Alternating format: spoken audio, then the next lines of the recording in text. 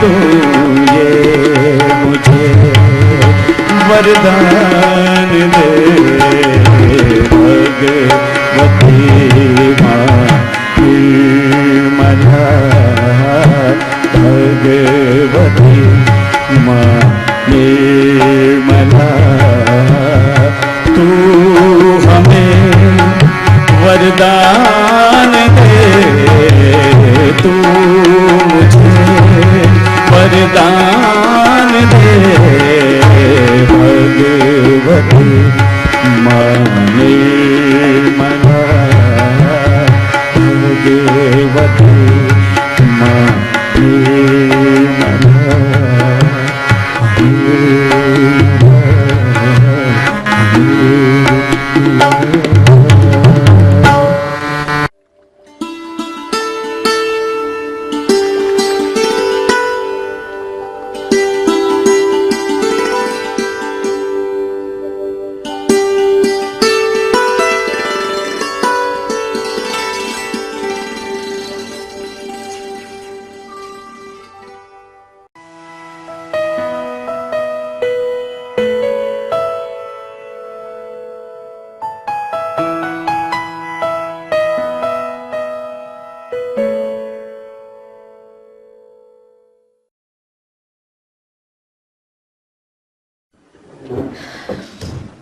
When Warren talks about other gurus, I can't help laughing. It's beyond me to understand why people get stuck up with them. It's really beyond. Because it is so obvious that God cannot be bought. You cannot pay for God. It's absolutely obvious. For any intelligent man, it should be obvious. How much did you pay to become a human being? From, say, monkeys? Or what did we do? Did we cut our tails or anything to become human beings? We have become by the grace of God. What can we pay for the grace of God? It's very simple. You cannot. God doesn't understand money. It's human beings who have created money and all these things and economic wants and all this economic problem. God doesn't understand any economics that you have made. He doesn't understand. This is all your own doings, your own projections and complications, and you are entangled into it. It is as simple as that. And when you see these people who live on other people's money, I call it opium or parasites. You won't live on other people's money, will you? Any one of you? So they do not even have a simple self-respect. Not only that, but these parasites are thriving. It's so obvious, so very obvious, that we like befooling. The more one is able to befool us, the better we are. I went to Calcutta once for a program, and I had many programs, but one of them was in a very posh place, as they call it, in a hotel. They arranged a program. I said, these hotel people, you see, these rich people, they will not be interested in sahaja. They are a bit too rich from all over the world. Overly rich people can never understand this. See, they want somebody who will take money from them and they can show off their money. And we had a program, and there were 2 halls. I told them, take a very small one because I know them too well. And the bigger hall was occupied by another fellow who was with some sort of a show on stuff. And we were amazed that except for 2 people, most of them who came inside went to his program. And after 8 days he was arrested in Pune for robbing people. But all of them went to his program. and not to mine, when it was written not a single pie will be charged and it's all free and all those things. And he looked so dishonest for his own photograph, if you could see that, was so dishonest to look at. And people could not see that. I mean, it was so simple to see.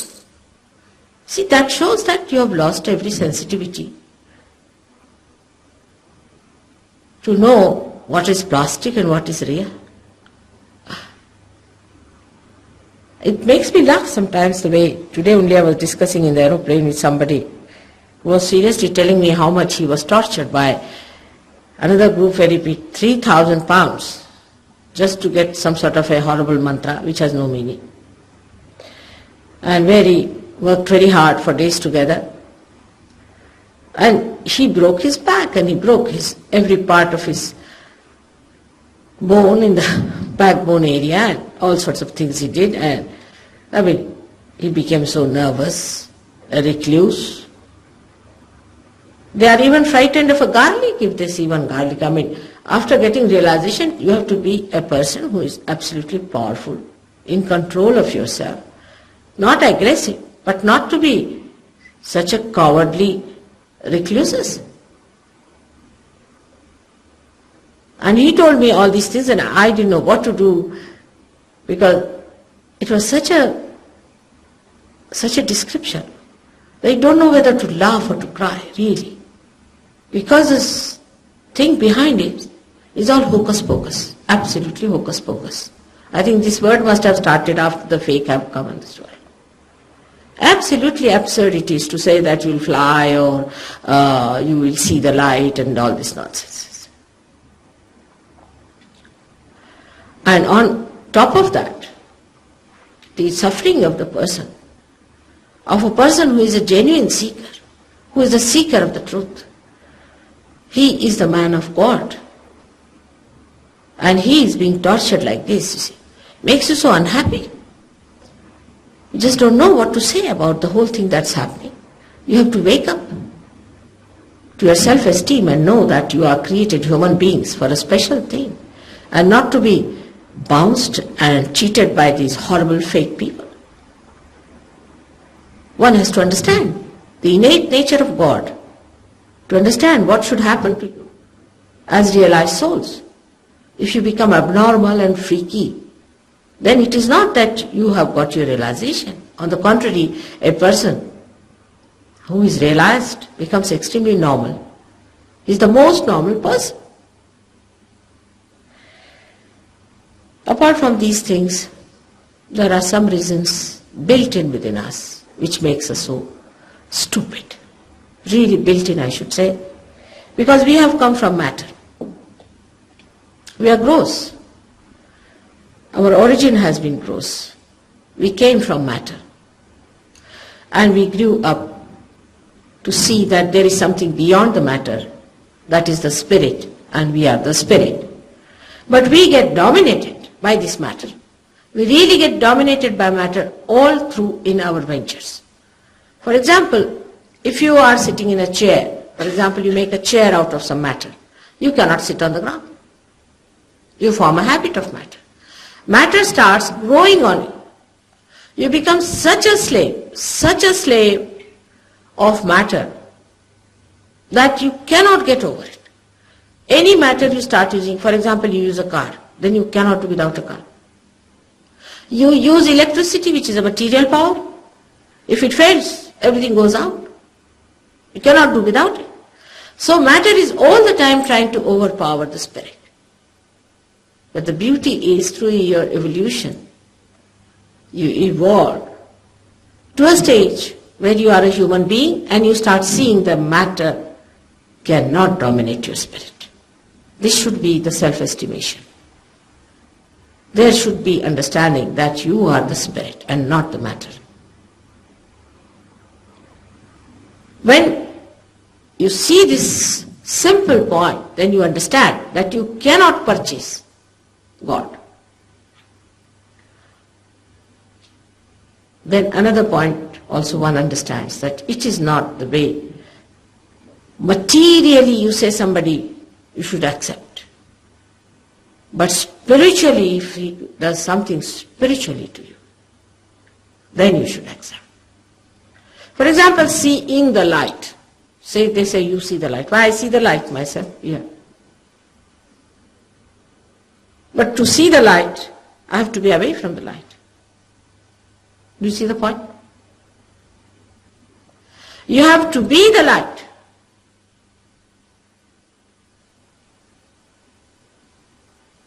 So, it's a very simple thing if you understand. It's common sense. That if you have to be the light, then you have to be inside the light. Part and parcel of the light. But to see the light, you have to go further. Actually, from this distance, I can't even see. If I have to really see the light, I have to go much further to see this light. All these things that they are talking, I'm telling you, is such a camouflage, and they have been very good at befooling you. It is impossible to convince people who want to be befooled. It is impossible.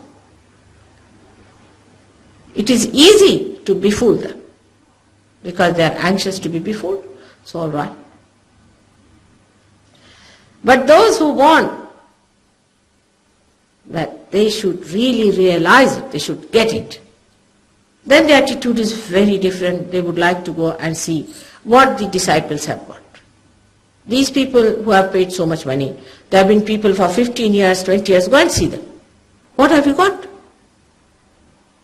If they say, all right, I am feeling very much better in health, you look at the face and you will know they are not.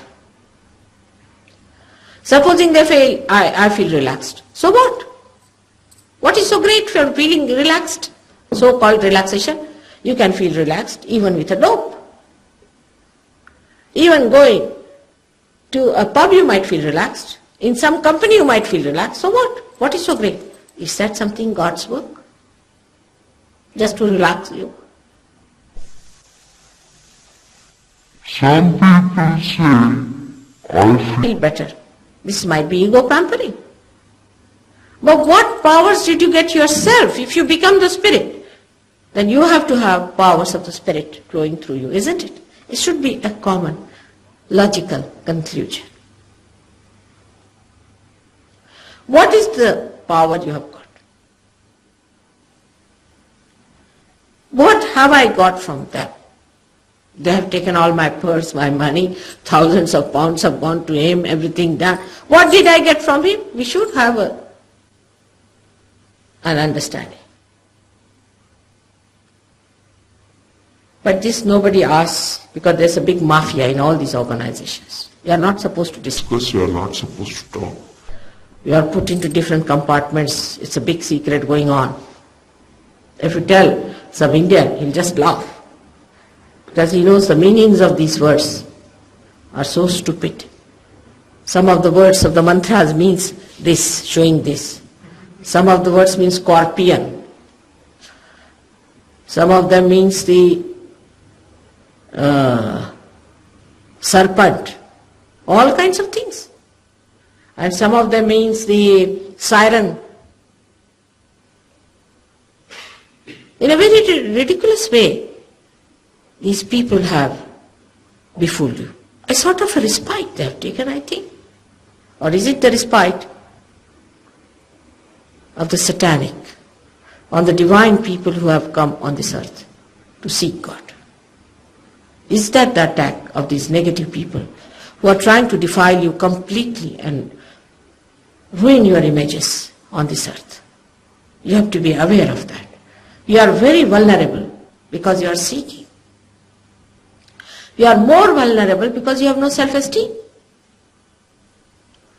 You treat yourself so cheaply. You do not judge into what lion's den you are entering into, and you get so badly hurt.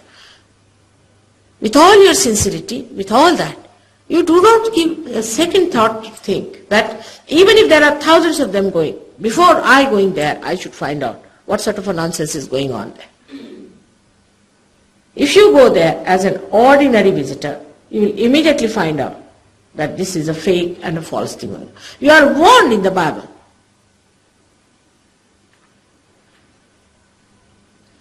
it has been warned that there will be fake and false people coming on this earth.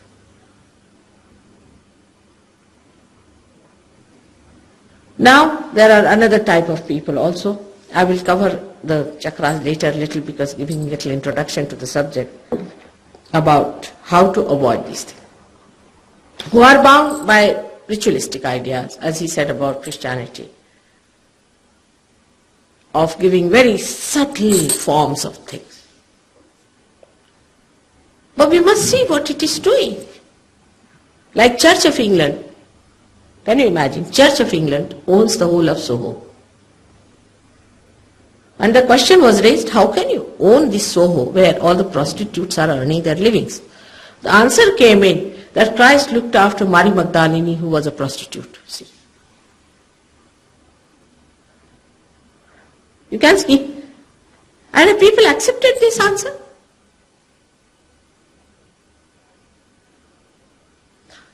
Then the whole thing of a ritual starts. You see, come along here and sit down and bring the child and we baptize. It's a joke. It's a very big joke. Baptism is a living process within you. It's a living happening. Did Christ baptize any one of them? Did he put his hand on anybody's head and say, you are baptized by me? Ask the question. Did he do it? Now how are these people doing it? They have taken Christ into their hands as if they found him somewhere in the stone, somewhere. What right have they got to say that they are baptizing? It's a living force of God which resides within you. He said that I'll appear before you like tongues of flames. Let them explain this point only. Then they'll say he is the Alpha and the Omega. What does that mean? For all practical purposes, what does that mean to you? For that, you have to read Devi Bhagavad. What was Christ? Who is he? How he is Alpha and he is Omega?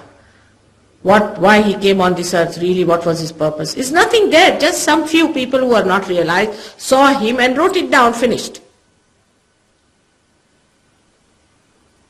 How can that become such an authority for anyone whatsoever that you are fighting? It's very deep. Because it is so narrow, it is extremely deep. You have to widen it to see. For example, you are standing on a well which is very narrow. And just hardly can see anything inside. You just see something flickering. To see the complete vision of that well, you have to increase the narrowness of it. And that is we are not prepared to do because you see Bible is the last word. Now I would say any other person would come and say, what is the authority of Bible? Now what authority will you give? If you say Christ is the authority of Bible, take it like that. Christ never wrote Bible. He never wrote a word. So how do you connect? Could be some journalist who could have written about him. Could be anything absurd. If the Hindus say the Gita, ask them who wrote Gita. Krishna never wrote Gita. Never. Did he write it? So what is the authority of it? Nothing. Gita has no authority as such. How do you say that Gita was the one written by Krishna? It has nothing to do. Anybody, supposing you see me today and you write about me, you can write anything. Anything you feel like.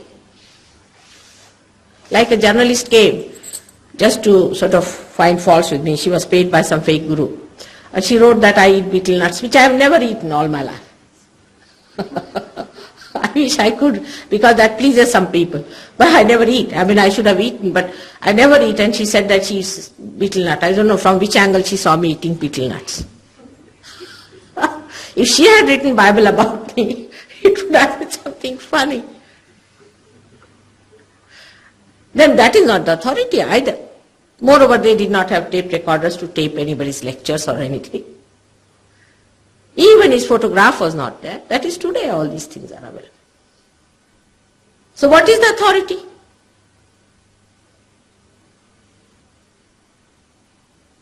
This is the problem with us, is that we accept certain thing as an authority because we think we can control people by this misappropriation of authority to ourselves. There have been people who said, I am the Christ. I said, all right, walk on the water. First sign of Christ is he will walk on the water because his Omkara itself, his Omkara, he can walk on. He has no body as such. He can walk on the water. All right, walk on the water. And first step will maybe in the water, the second will go down. All such hocus pocus could be found out. If somebody says that you give me money, I'll make you fly. Put him on this leaning tower of Pisa. What is it meant for? After all, it must be used also sometimes. And throw him down. See how far he goes with flying. Have a nice show for him. That's how you can find out these people, whether it happens or not. So this is how I find in this country also invasion of negativity of these people who are here to spoil your chances of realization. And it's very difficult to give realization to people who have been to these people, have been initiated, have been really spoiled in their kundalini, is rather difficult. I have worked day in and day out to neutralize it. And I have been working. But the interest in yourself will only come when you will have self-esteem. That is very important. And that is the center of Vishuddhi. This center. I came up to the heart chakra the other day. And now today I am going to talk to you about the Vishuddhi. Vishuddhi is this center placed at the backbone here, which has given a human being a speciality which separates him from animals, that he raised his head upward. By raising his head upward, he has been able to create a new dimension for his brain. And this new dimension is a dimension by which he creates ego within himself.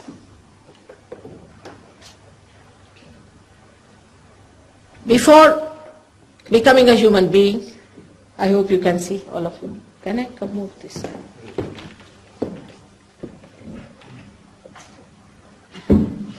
Before becoming a human being, your brain was flat and all covered with the superego, at the most. Like dogs, or you can say the horses, they have this superego. And when you became human being, a locking system took place by which you started developing, or you can say a twist took place by which you started developing your action. For example, an animal does not know how to make a chair out of wood in action. Physically, at the most it might carry this chair which is made, put it there and mimic you sit on that. But it cannot make anything with its hand. Maybe it can weave a small little nest or something like that for it to live, at the most. So you, with your action, can overpower the matter. You have been able to achieve great heights in overpowering all the 5 elements by using them as power for your everyday use also, like electricity, magnetism, sound, everything, ether. But animals, when they come in contact with human beings, they also can be conditioned as far as their understanding of relationship with human beings is concerned, but not that they could be made to act onto some matter. And this action, the physical action, has given a byproduct which is called as ego. This is the beginning. Then the second action is the thinking. The animal doesn't think of the future. He doesn't have any insurances. Animal is not bothered about insurance or what will happen to my great-grandchildren when I die, what part of my house will be going to which children. He's not bothered about all these things. And he does not even have such a sense of possession as human beings have. So, it so happens that we start developing our ego when we start planning for the future, thinking of the future, going in the future, and also when we use our physical being to create something or to do any physical work. If an animal goes and attacks a cow or something, say a tiger, and brings it home for his family, he is not proud, he is not egoistical like human beings are. While human beings, if they earn about, say, $500, they become very egoistical. They think we have earned such a lot of money and we have done so much, we have every right to dominate the wife, and vice versa. But an animal doesn't think that he has a right to dominate. See, whatever he does in the nature of his own personality, he doesn't do it as an idea that he has to do this and he is very important, he doesn't have that ego. So he does not even think that this is karmas, that I have to face for it, and I have done something wrong, I have killed a cow, so I must go to a Brahmin and pay him a lot of money because I have done such a sin. These ideas do not come into the heads of an animal. Because he is not used to that dimension, a new dimension of karmas, to which human beings are because of these two creations. Because of ego, you feel you have done bad karmas or good karmas. If you had no ego, you would never have felt that. These two things starts at this point, as you see it very clearly, should start from there, but is put down there. Actually, these start maneuvering from this point. And you start developing ego and superego in your head, and you develop a triangular brain, a prism-like brain. And when such a brain has developed, then a new problem starts that through this prism, whatever energy passes into it, most of it goes out according to the parallelogram of forces. That I have no time just now to tell you. Because of that, your attention is all the time outside. You can only do something outside. You cannot take your attention inside. Now supposing I say you put your attention inside, because you have to go inside, you cannot do it. You just can't do it. Your attention is always outside. I have to do this, I have to go there, I have to get it. But you cannot put your attention inside. That's not possible. I cannot just order you that you put your attention inside. Some happening has to take place within you. Supposing something suddenly falls off, then your attention goes there. In the same way, when the happening of the Kundalini awakening takes place, then your attention goes to that which is awakened there. And you start just seeing the awakening. Or you can say the feeling the awakening. But it is such a quick thing, split of a second, that sometimes you miss everything except that you see the cool breeze has started flowing through. Sometimes you do feel it's here, it's here. So many people feel that way also. It's come up now, it is here throbbing, now it's all right, it has started broken. It depends on what sort of a runaway you have. If the runaway is horrid, then you see, you go on feeling all the bumps and the dumps and everything. Sometimes the runaways are so badly spoiled that it takes sometimes months for the Kundalinis to rise. But now I think in Sahajayoga we have developed such methods and techniques of such permutations and combinations that nowadays it's much easier to raise the Kundalini than it was about, say, 10 years back, when I had about 20 disciples with whom I worked for 2 years to give them realization. In London I had 6 disciples. For 4 years I worked on them to give them realization. But today we have thousands in UK, and we have lots of them in Sydney also, and in India also we have thousands, where they just get it in a second. But it's a different thing now because it has evolved so well. But this happening is a living happening. This you cannot do. You can jump, you can stand on your heads, take out your clothes, wear some badges, wear some clothes. You can do all that. But you cannot make the Kundalini rise in the sense you see the pulsation there at the triangular bone. You see the pulsation of the Kundalini there. Actual pulsation. You can see the rising of the Kundalini. You see it. You also feel the cool breeze rising. You can also, with the stethoscope, feel the sound, lap, lap, lap, lap. Coming up to here, which Kabira has very clearly said, Shunya Shikhara Para Anahada Bajire. At the apex of the Shunya Shikhara, zero apex of your head, you hear first the Anahata. Anahata is this sound of the heart, without percussion. And that is how you feel the Kundalini. And then it breaks through, you feel it actually on your fingers. It's an actualization of the experience. This is what baptism is. When Warren Reeves said that you never had your real baptism, do not be angry with him. Because it's a fact. You have not got your realization. Christ has said that you are to be born again 100 times, he said. So now they have started saying we are born again. It's again self-certification. First of all, it was baptism. Nowadays there's another thing started, that we are born again. Now they come and ask, these people, they change from one to another. That how is it?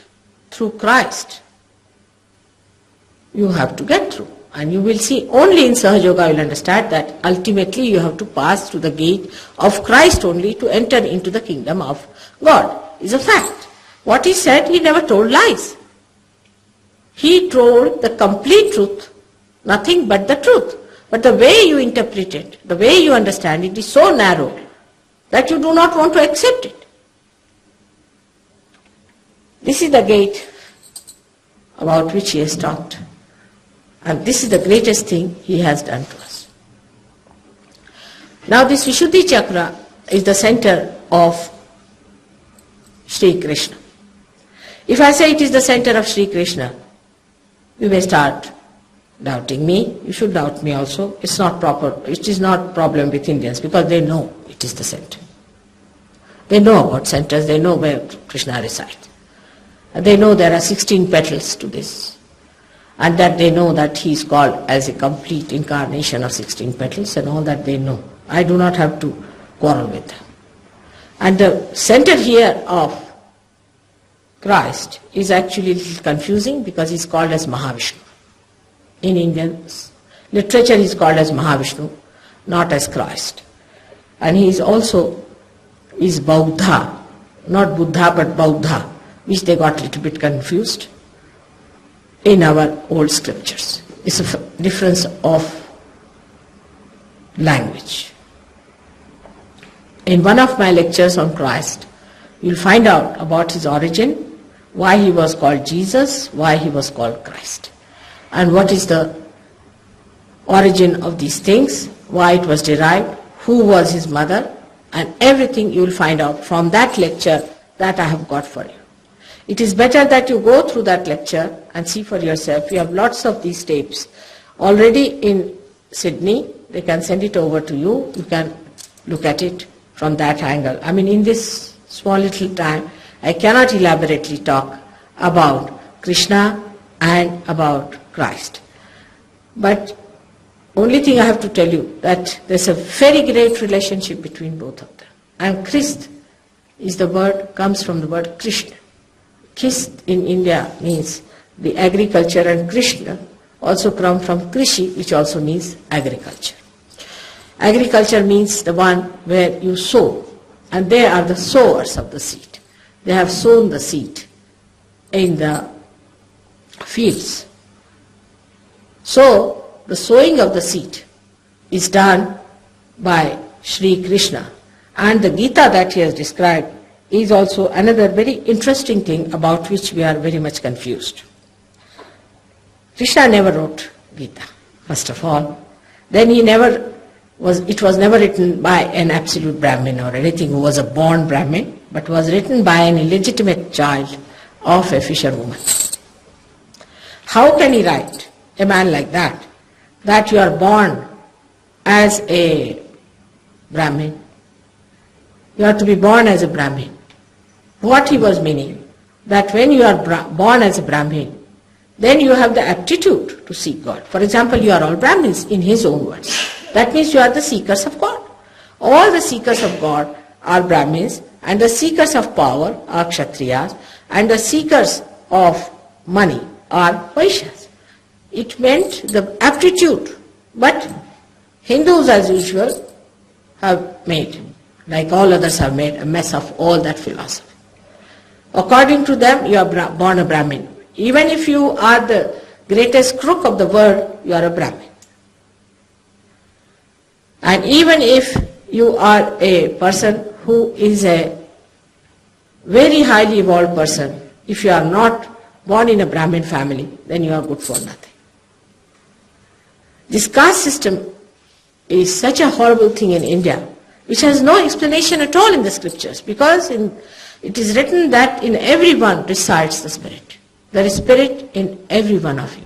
How can you have caste system? You can have aptitudes. But as usual, people have escapes of everything. This point that everybody has the spirit within yourself. Gita has described it, that everyone has the spirit within. But one has to know, when he says there is spirit within you, that means he is meaning the human beings have the spirit, not the devils.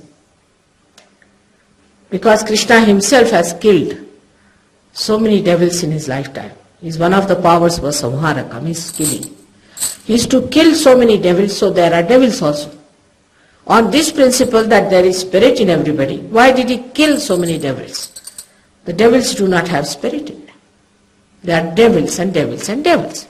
For example, say Hitler, if he comes to ask for a realization, do you think he can get it or he should get it? His greatest reward would be a rigorous imprisonment into hell for all his lives to come. Actually, they said so sure he was not Krishna casting out devils. How can you be so sure that he wasn't Krishna casting out devils, more devils? He was not. How can you be so sure that Hitler was not Krishna casting out devils? For that you must get your realization. That's why. You see, the surety only will come when you become your absolute. Just now you cannot be sure. For example, I'll tell you, when you get your realization, you get your vibrations. Alright? Now with these vibrations, you can find out what is true, what is not true. Now you may say this may be all a myth. For example, we had some Brahmins in one of the programs I had first arranged. And I didn't know they had a fight with these organizers. But they said, she's not a Brahmin, how can you have a program here or something like that.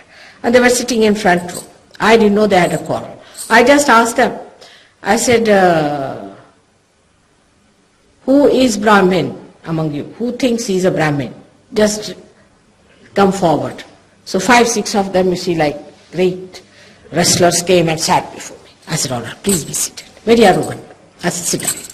I said, put your hands towards me like this. And they started shaking their hands.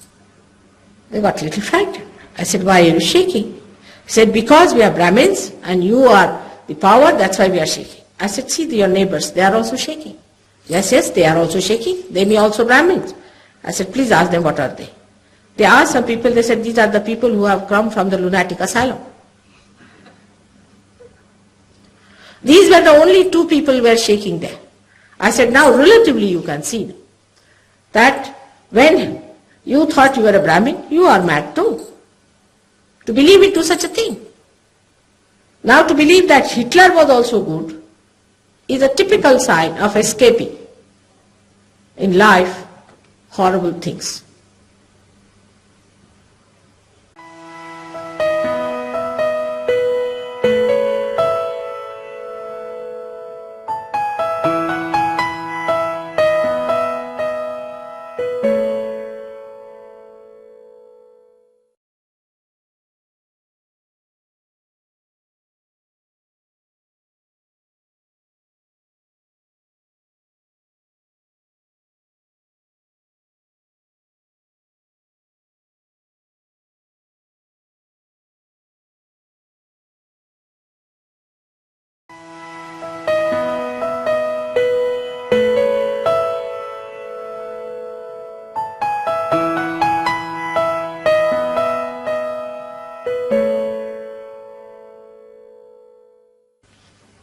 This, you see, just to have an idea that everything is fine is the best way of jumping into the devil's den.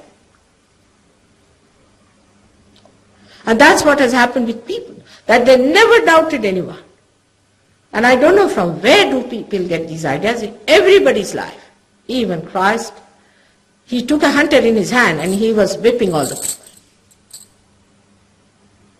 He was love, he was compassion, no doubt. But he did whip them. He also said that don't throw pearls before the swine. His compassion had a special purpose, which I will tell you just now, why he got himself crucified also, which is a very important thing. But when we just say that everything is fine, everything is good, the reason is we do not want to face the reality. Because perhaps maybe we cannot understand that there could be anything bad.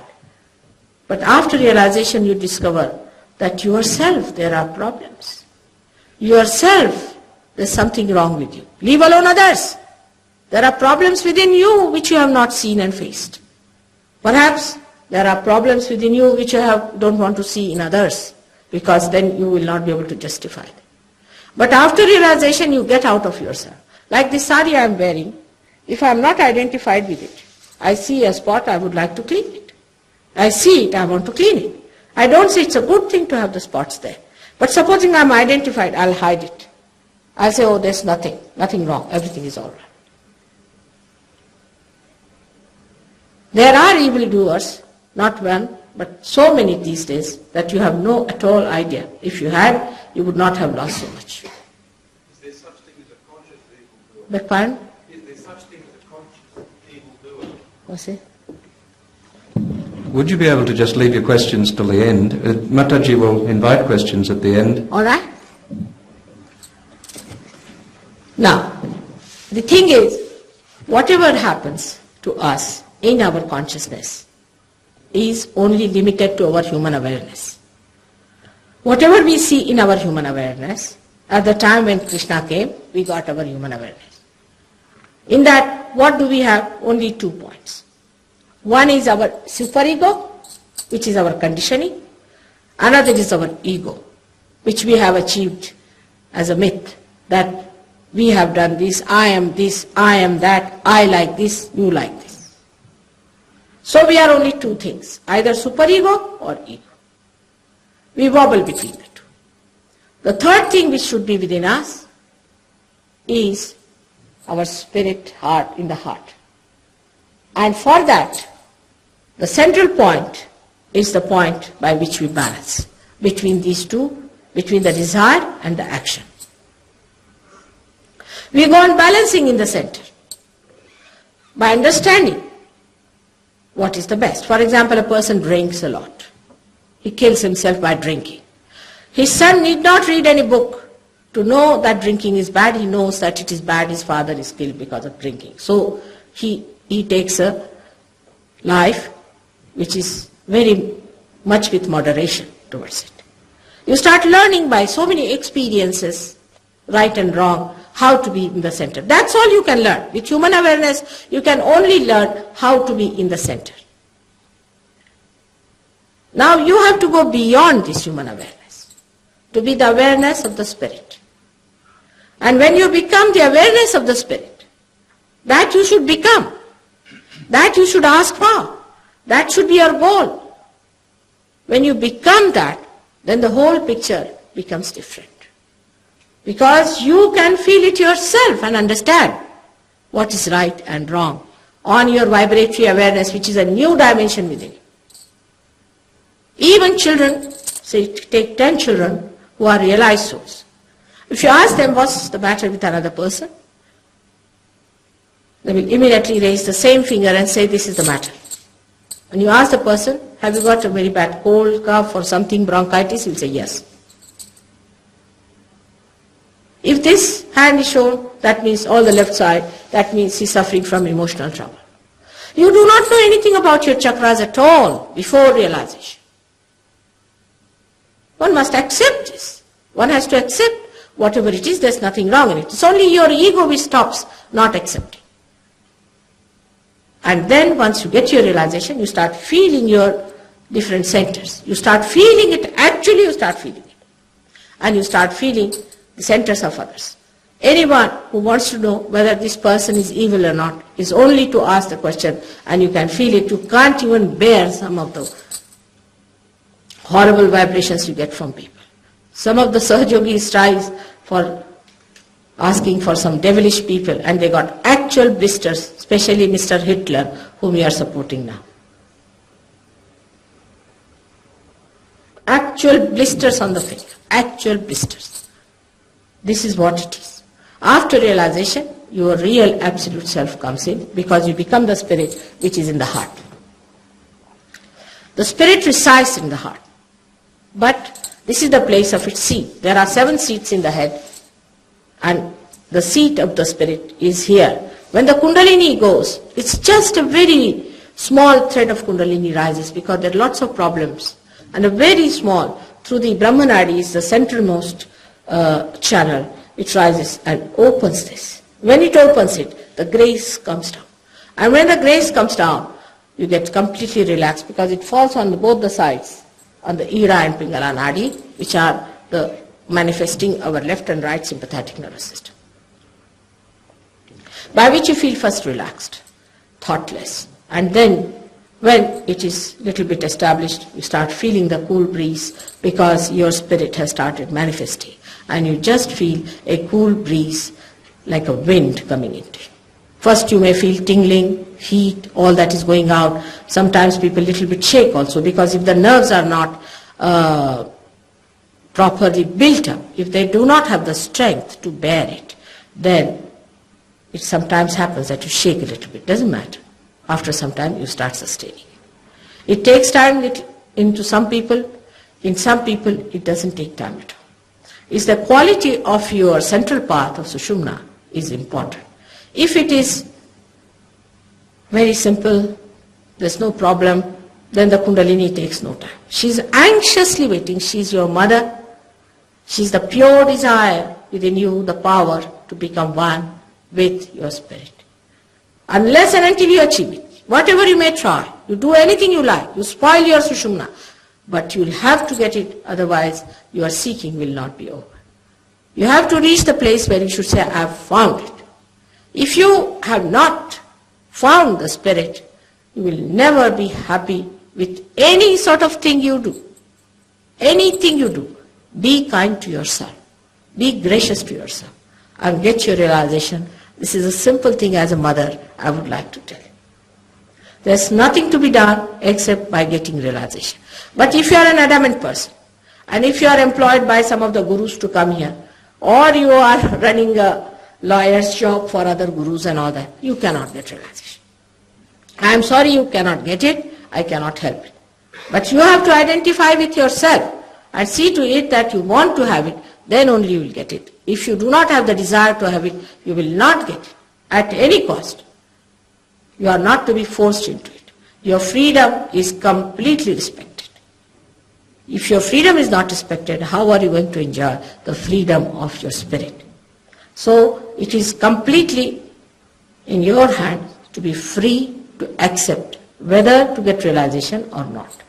Now this chakra of Vishuddhi is very important, because there are 16 subplexuses which are looked after by it. For example, ear, nose, throat, all these things are looked after by the center of Sri Krishna.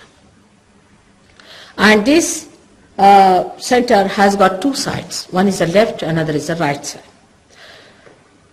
I have to talk about it because most of the people in the West somehow suffer from the left Vishuddhi. One of them is the reason may be smoking.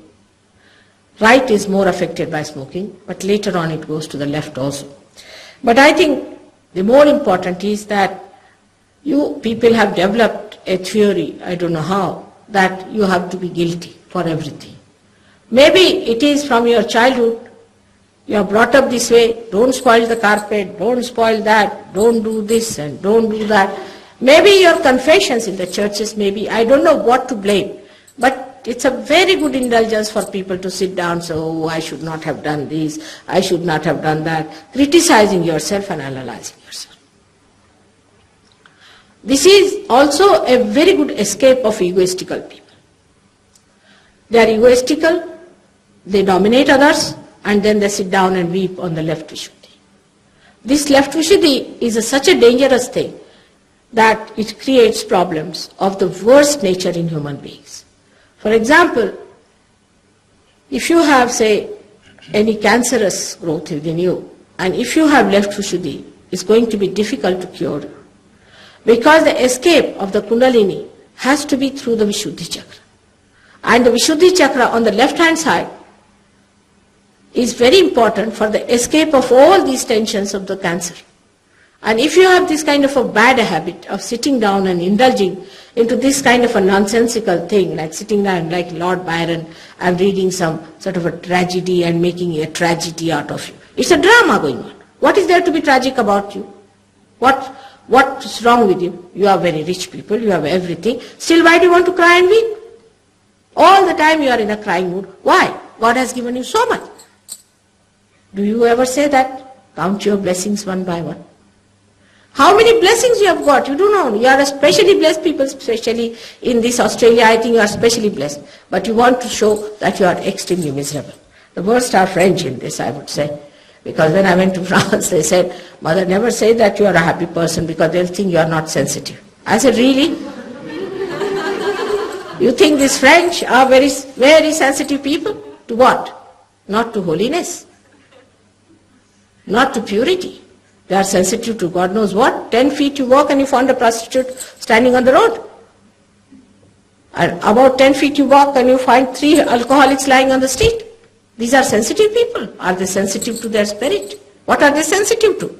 What are they crying about? This is the very good thing that in the night you drink a lot, sleep with 10 women, and in the morning you feel guilty. Who has asked them to go into this kind of a mess? And then to come and sit down and cry, oh, I'm so guilty, I've done so wrong and so wrong. That's why I have to talk about it, that this center is very important also because it is the sister of Sri Krishna, Vishnu Maya, who rules it. The relationship between brother and sister is absolutely gone hayward in this country, in all the Western countries. For us Indians, we do not understand. Really, we cannot understand. And we cannot explain what it is. The other day only, we had a very interesting talk because 2 Indians have come with me, very, very great sahajogis there.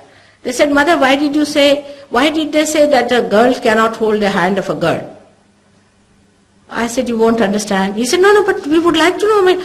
You mean to say we should close all our schools, girls' schools in India? I mean, a girl can easily hold the hand of a girl, is much better. I said, why? These people say, you see, it's rather difficult for you to understand. No, he said, but one thing I can't understand. That if a girl holds the hand of a man, will that be a holier relationship? See the accent. They think, will it be holy to hold the hand of a man? It won't be. But a girl is a holy relationship. So this holy relationship is lost in the so-called ventures of the brains, you see. Like, you see, if you go and see in the zoo, if there's a wombat, it behaves like a wombat. See? If there's a monkey, it behaves like a monkey. If there's a tiger, it behaves like a tiger. But a human being, you put him in the zoo. You will see, he'll eat up all the fruits, he'll cut down all the trees, he'll go to all the depths of it, and he'll break his nose, he'll lose his ears, he'll spoil his eyes. He cannot sit quietly. You give him a tree, he'll eat the fruit, he'll eat the seed, he'll have the bark inside himself, he'll have all the roots inside himself, he'll do whatever is possible. It's so horrid with this brain, the way it is moving all the time in this direction, that direction, that direction. It wants to bang on all the sides. For what? It cannot sit right. You see, when it is sitting for 5 minutes, it thinks it's a jail, it's boring. So he must go and do something very important. And what important thing he does is to really ruin himself. He must go to a pub, he must go to a friend, he must go somewhere. He will really ruin himself, all his holiness and all his sense of self-esteem. That's why we have no sense as to what is a sister. the relationship of a sister with other women. This is so much missing that to talk about it in England was impossible. They said this is a Victorian, even an earlier lady talking. See, they brand it. You are Victorian, you are Georgian, or you are... Anyway, everything moves according to the kings that ruled that horrible England, and the kings themselves being so horrible. And the kings themselves were such horrible things. I mean, I don't know how they were ideas for them. So you are branded as a Georgian or a this or a that. Whatever you say, you see, they cannot see the integration of anything. They just, one sentence they'll catch hold of, oh, this is absolutely Victorian. I said, all right, doesn't matter, but it's good, whether you like it or not. As if Victorian everything to be condemned, there must be something good about it also. This is how the whole outlook is of the people, all the time trying to brand others. What about yourself? What brand are you going to give yourself? That's the point nobody wants to see. What brand am I? What is my brand? I am a brat. That's what you are. Sometimes I feel so many people, the way they think, they have no sense. Like in the night, a nocturnal animal would dash into that and that into that. That's how they've broken themselves completely like mad. For what? Keep quiet. Be in the center. You had to just wait. It was going to happen. This is your own. You are the people who are searching the truth, for which it is all created. The whole scene is there. You have to just get it. Why are you breaking everything that God has given you? It's such a beautiful being He has created. You are the most beautiful person. Have you seen that when you go to the zoo, all the animals are looking at you?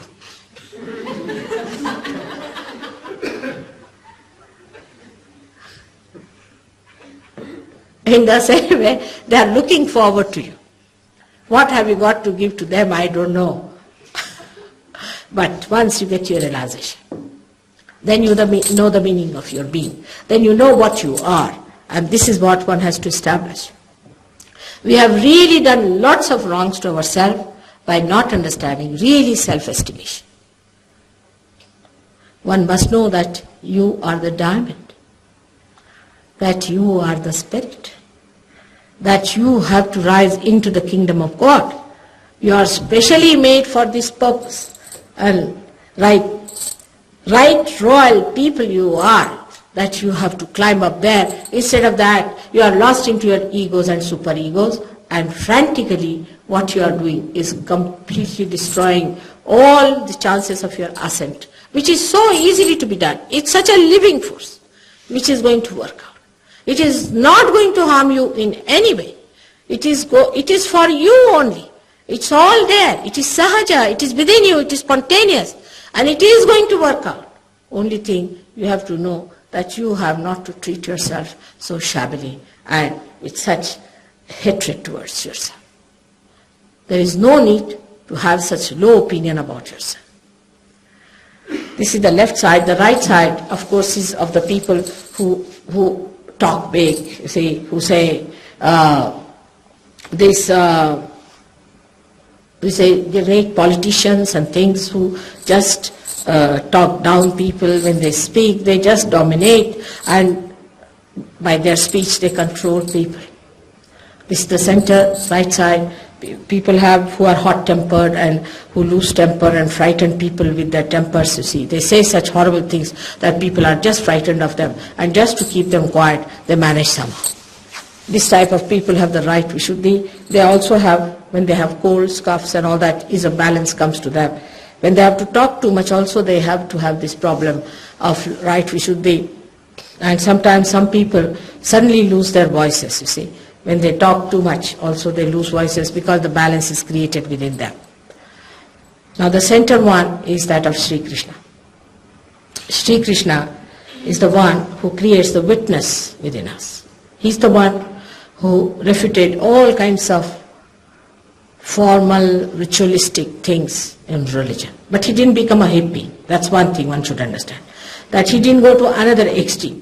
You see, when he said that all these junks and formal things that are there, he didn't say that you take to drugs, another nonsensical formal thing. He said that if you have to get over these things, you have to see it as a drama. The whole thing is a joke going on. It's a drama going on. But for that you have to become is not a question of your achieving it by rational thinking. You have to go beyond your mind to achieve it. And that going beyond is done by the Kundalini. Now he did not do it. That does not mean that he was not in it. He was very much there. Like a painting you have, first you have the background, then you have another color, then you have your third color, now the fourth color, and now the time has come for the whole picture to be ready. Everybody has played their part, very important part in our evolution. Everyone is needed. Among you may be many who might be having a problem with Shri Krishna. Especially Hare Rama, Hare Krishna people, they suffer mostly from throat cancers. You can go and find out. Because they go against Krishna by taking his name so vainly. On Oxford Street they will stand with those things they get in the market, put them here, attach it here, and go on dancing, making mockery out of Sri Krishna's dignity, like that. And apart from that, they take a name unauthorized. Who has given them authority to take the name of Sri Krishna? They spoil this chakra doubly, because if you take two mantras, you spoil left Vishuddhi very badly. All those who have taken these so-called mantras have spoiled their left Vishuddhi. Because these mantras are not like one mantra to someone. I mean, are we only one chakra part of the chakras? And that too, like Thinga means this and all these things, where are they within us? They ran short of the names, I think, so they started getting a hold of any names that they felt like, or they were sinister to give such horrible names to you. Left Vishuddhi you catch so badly. Mostly people who take to mantras, you will find when they speak, their lower jaw moves like this. They have difficulty in talking. They cannot talk properly. This is one of the things you'll find with them. They'll have pain in the left hand side. They'll have pain at the back. This is the beginning of it. Any mantra given to you has to have logical meaning. It's a big science of mantra. It's not something nonsensical that you come here, I give you a flower, finished. It's a big science. You see how many deities there are. You must know where the problem is. It is like a Kundalini rising in its living power. You know that here is the obstruction. And you want to get rid of that obstruction, then you say there the password and you pass through. When the Kundalini has not started, what's the use of having a mantra? The Kundalini is frozen down there. And you are saying a mantra for a chakra. Now it would be something like this, that I am frozen in England and I am saying a password for a bridge here. It is absurd. Because you are so naive about it. Our Indian modern people also who think they are very westernized and sophisticated, they also are equally naive. They don't want to read anything about scriptures. They are not translated in English. They do not know anything about mantra vidya. The mantra has to be connected with your development in your Kundalini. Not only that, but it should relate to the movement of the Kundalini. It should be given by a person who is a realized soul, Jagrut, awakened. Mantra has to be awakened. And that you will find in Sahajayoga that it is such a temporary thing. For example, the Kundalini is stopping at this point. Now what is the mantra of this point? Lord's Prayer.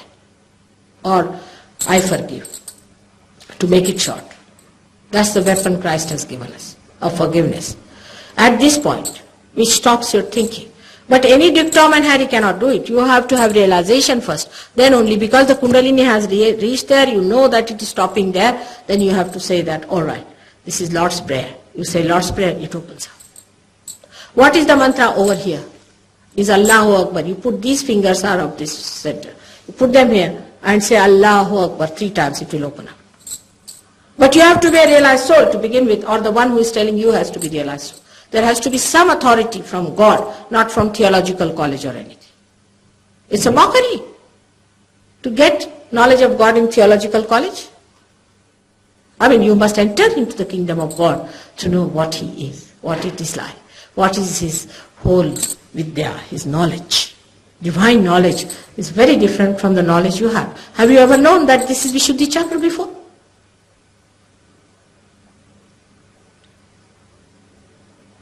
You have never known this before, it's not written anywhere.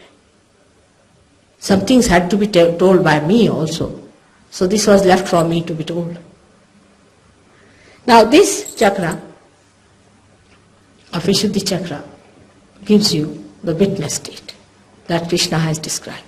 That you become the Sakshi.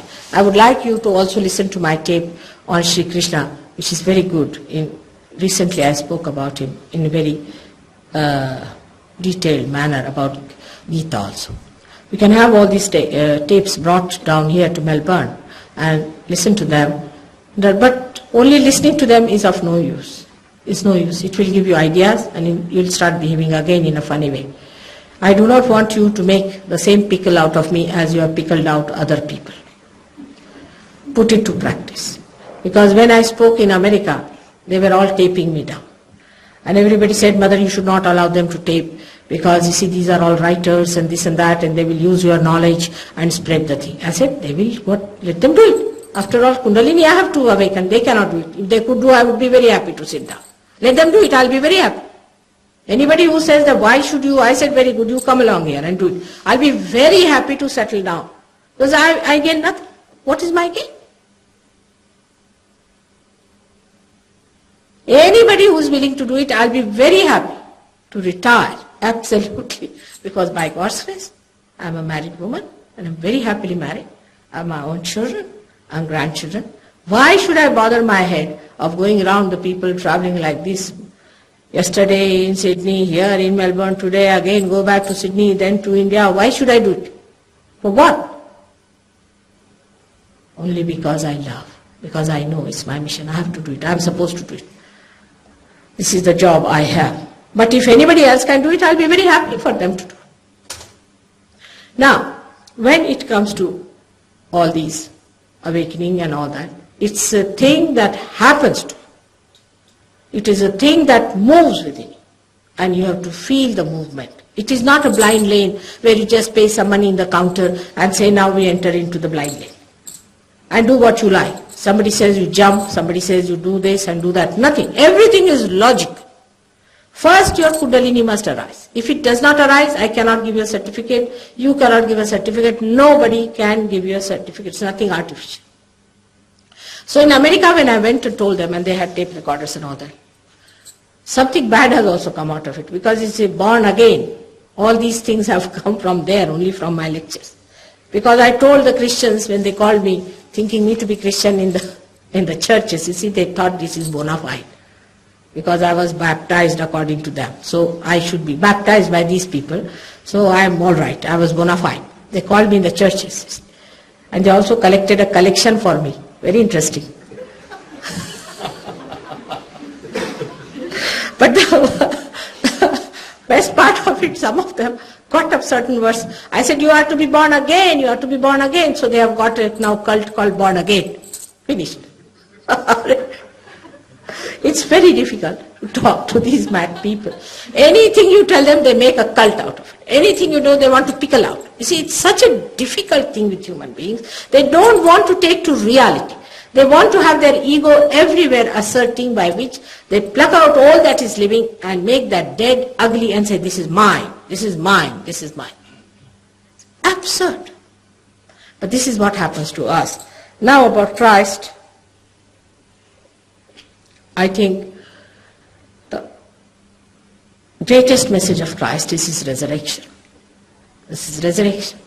That he showed what Krishna has said in his lifetime, that the spirit doesn't die. It cannot be killed. It cannot be blown out. It has to rise. And it rises. Whatever you may try, it is eternal. And that's what Christ has proved by his resurrection. But by his resurrection he has achieved a great thing, which Hindus do not know. And the Christians have not carried the message, because they also do not know.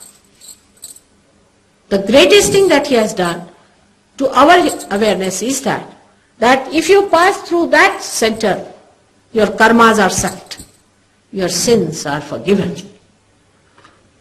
This is the beauty he has created within us, by which our ego is sucked in self. He sucks our ego. He is the sucker of our ego. But all the Christian nations are the greatest ego-oriented people. It's very difficult to talk to them. First thing they will do is to box your nose. if not crucify you. They're extremely aggressive people, extremely aggressive and very ignorant. They are so naive, so naive.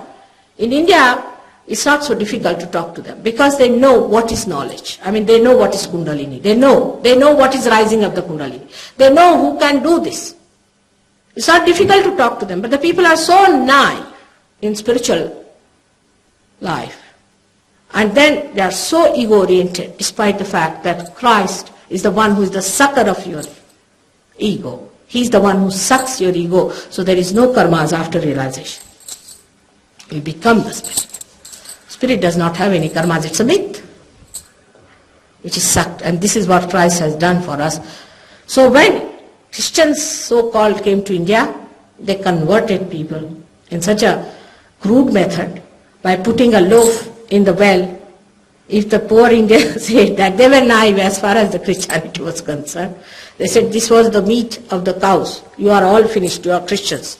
So the whole village became Christians. Like that they tried all dirty tricks on Indians and they all became Christians. So Indian Christians are the worst of all. Poor things, they think they are so condemned forever. Now they can never be reconverted or they can never be realized. They cannot be resurrected. They are doomed people who have eaten the cow's meat. Not they, but their forefathers might. It is such a wretched state. But if any realized soul had come, they would have seen that this is what Christ was supposed to do, which is written in the Devi Bhagavat, that He is the support of the universe. But the narrow visions of Christians and the narrow visions of Hindus and the narrow visions of Muslims have made such a mess that the time has come to get the whole picture, the complete integration of all these great incarnations who are within you, and to understand them in reality, what they are, and becoming yourself such a wider personality as a collective being. About Christ, I don't know, I must have spoken hours and hours. About Krishna, I must have spoken for hours to hours. In England, also we have about 300 to 400 tapes on different subjects which you should get and listen to that. But again, do not make it a big library for you, please. It is to be actualized, it is to be felt, it is to be practiced within yourself. It is not for giving you any big knowledges. We have a book called Advent, which is written by a French sahajayogi, which is a very beautiful book, but we do not sell it to people who are not realized. We do not. Because it is very difficult for a person who is not realized to bear the truth.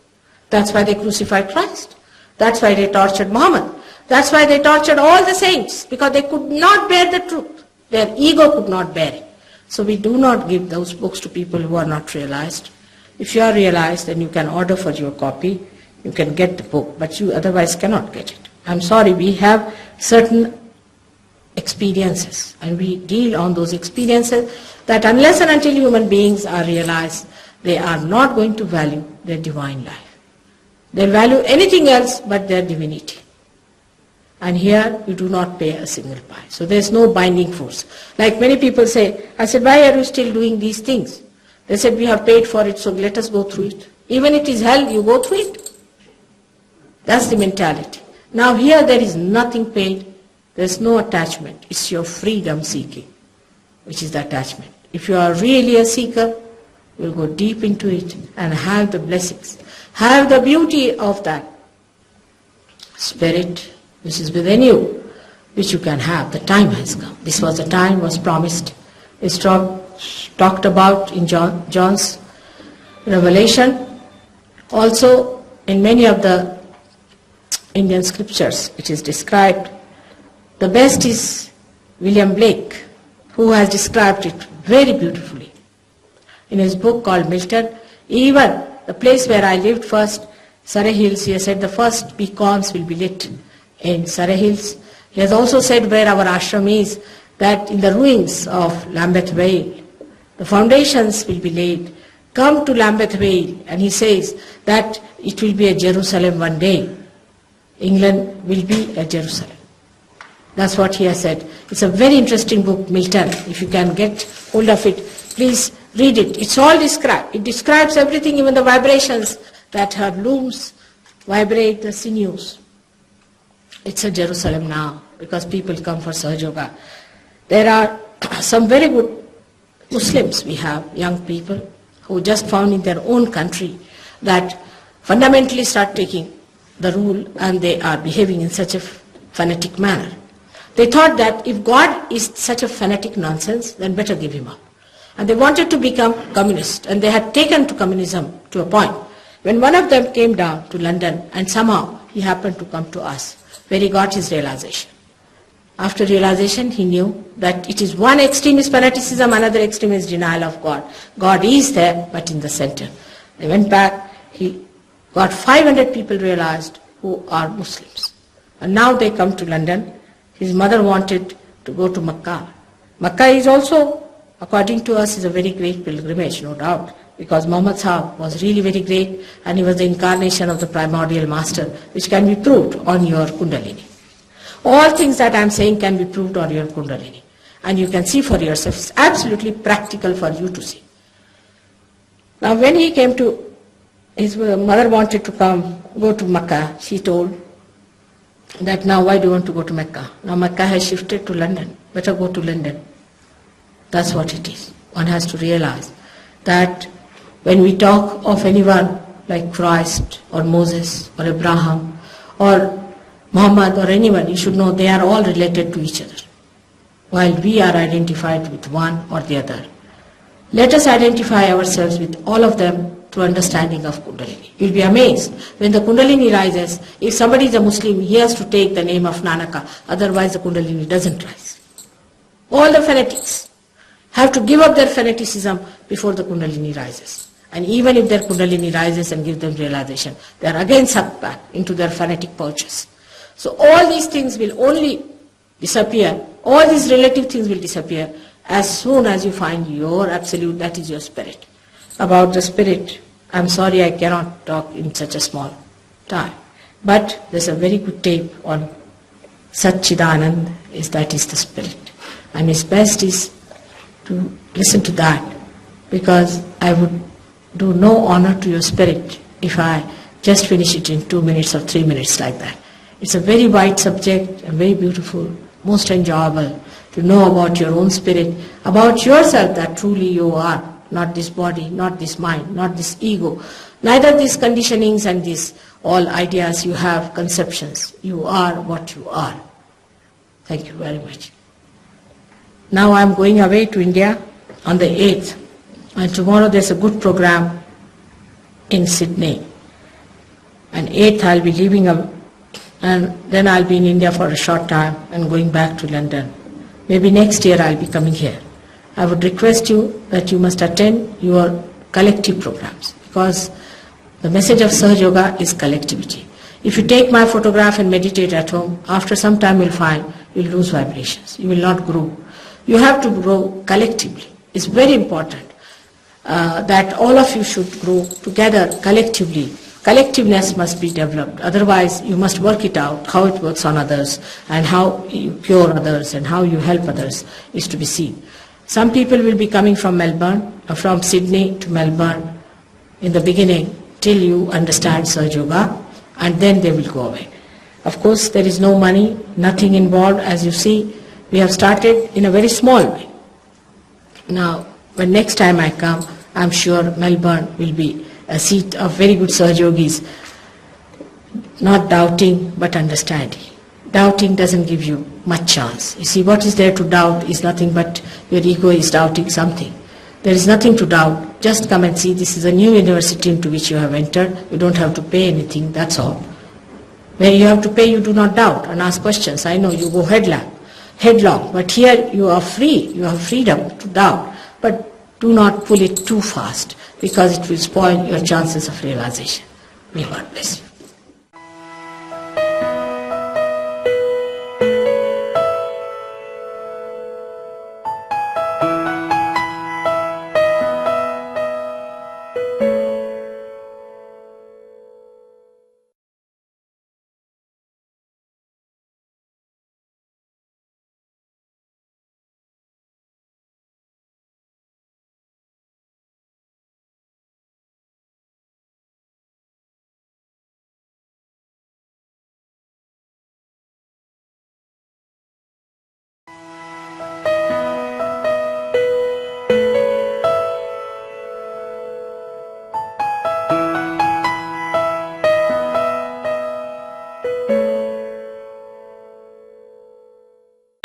Today we have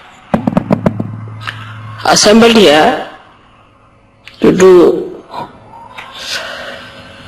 puja to Buddha. As you know, Buddha was the son of a king, and one day he was shocked to see a very poor man, thin man walking on the street, very unhappy person.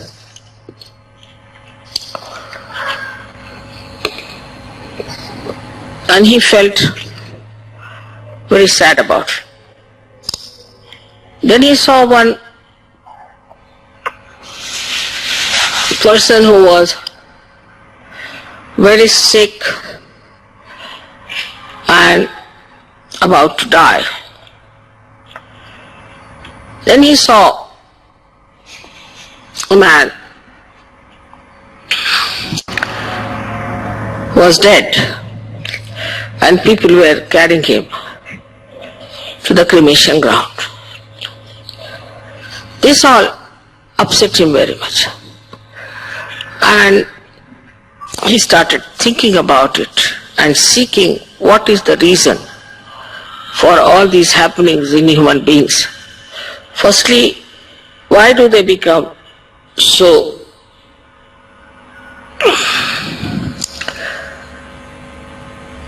miserable or sick, or why do they die so miserably?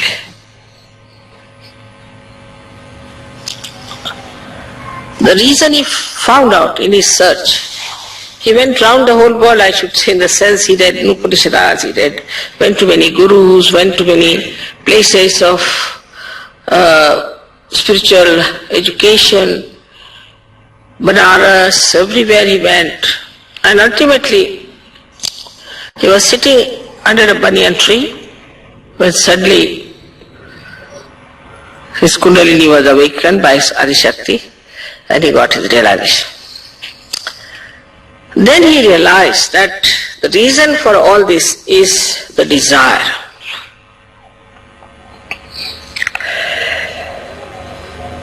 In sahajayoga we have now understood that all other desires are not pure desires. Firstly, whatever desires are fulfilled, we are not satisfied by it, first thing. And secondly, all these desires have a repercussion.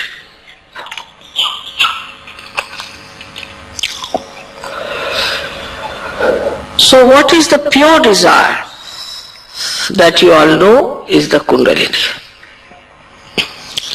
Kundalini is the power of pure desire which fulfills your pure desire to be the spirit, to be Buddha, to be enlightened.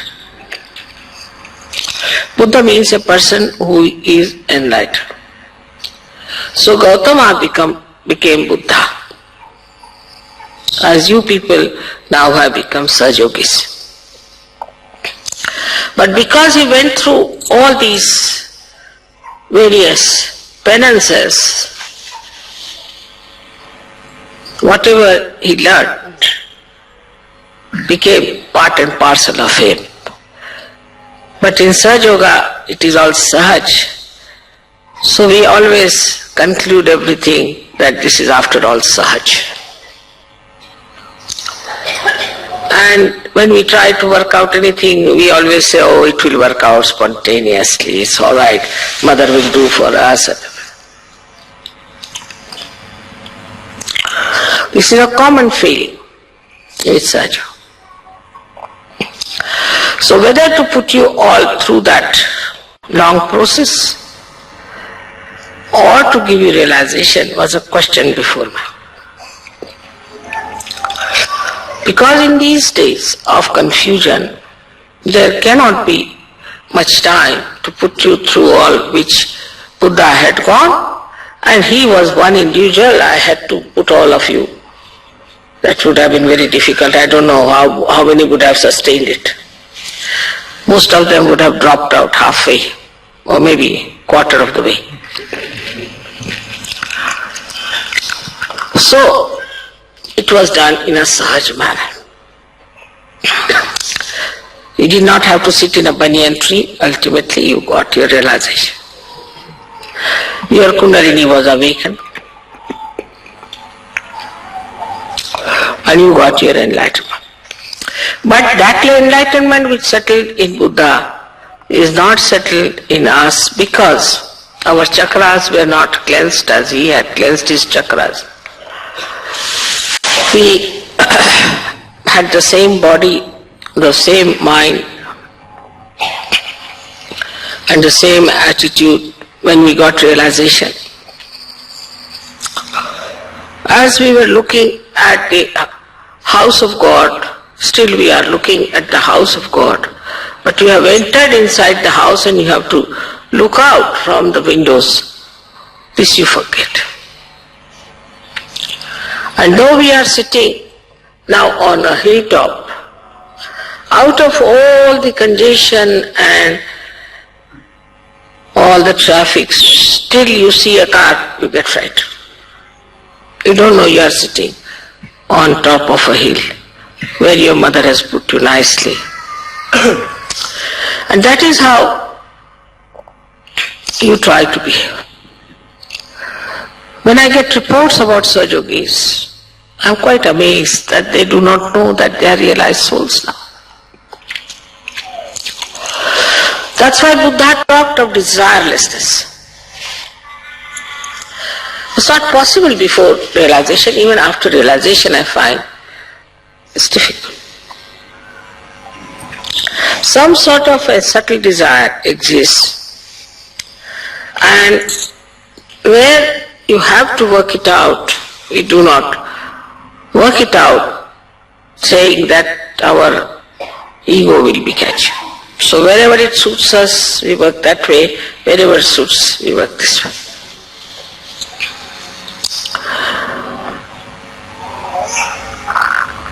The solution of the whole thing is what, which I found out myself, was this, that it's a collective happening. A person who is an individual can never get over his ego. Individualistic person cannot get over his ego. The one who lives individually, wants to enjoy everything individually, can never get over his ego because you have not gone through all that penances. Or else, if you are an individual, then you better go through all these penances and then come back. So the solution is to wash all our chakras, cleanse our life in the collective. And this is what was the solution of the problem of ego. Formerly, everything worked out individually. Like that, to go to Himalayas, take some guru, then the guru will throw him out, then he'll go to another guru, then work there, then he'll throw it out, then next life he'll be born again he'll be thrown out. Ultimately, if one guru accepts, all right, well, he's beaten up, he's tortured, he's treated everywhere, hanged upside down, and then ultimately, if any guru gets nearer to any one individual, he would give him realization. This was the situation. But in Sahajayoga, the door is open, anybody can come in. Anybody. Get your realization. Because I have faith in collectivity. This collective life will definitely give you what Buddha got through his individual efforts. But there also we fail, that we do not know how to be collective. individualism is all the time around us. In every way we think of individuals. Wherever collectivity has worked, sahajayoga has prospered. And wherever it has not worked, there has been a problem. So it is very important that we should look at ourselves and see for ourselves and see how much collective we are. Do you enjoy collectivity or not? Are you aiming at collectivity or not? As soon as I thought of this Kabela place you have seen, and I thought that I'll make a little ashram there near the river for you. Immediately people said, Mother, is it all right if we buy our own houses here? Immediately. Then what is the purpose?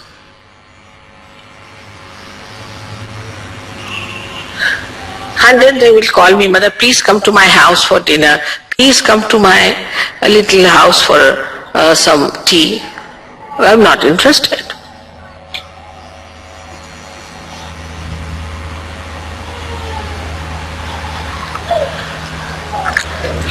So in sahajayoga, unless and until you really become collective in every sense, you cannot ascend and you cannot wash yourself, you cannot cleanse yourself. This point he did not say, but in a way he did say, because he has said, Buddham Sharanam Gacchami. First I surrender myself to my self-realization. Then he said, Dhammam Sharanam Gacchami, means the dharma in me, I myself surrender to that dharma. That is spirituality. And thirdly he said,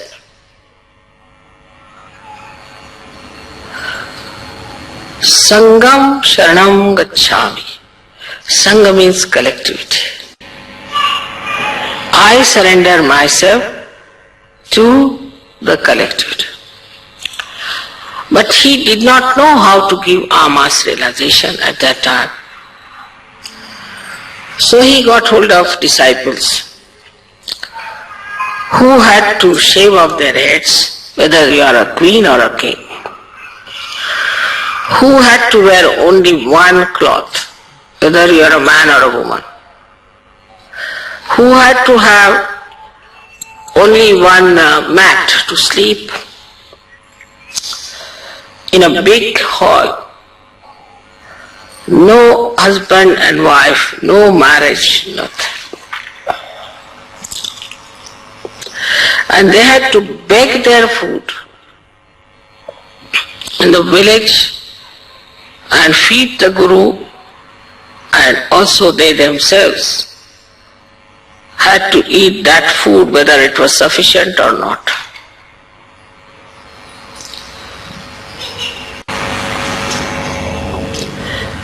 That is not in sahajayoga. Everything is enjoyable in sahajayoga from the very beginning. And we are supposed to be absolutely joyous people in sahajayoga. That is there. But the joy of the collectivity, if you do not know how to enjoy, then you cannot ascend. Because there is not a way out. What is the other penance? For some people, even collectivity is a penance till they start enjoying it. And they are very troublesome. This is not good, very critical. Some of them stay in the ashram and criticize everything all the time. This is not good, I don't like this, I don't like that.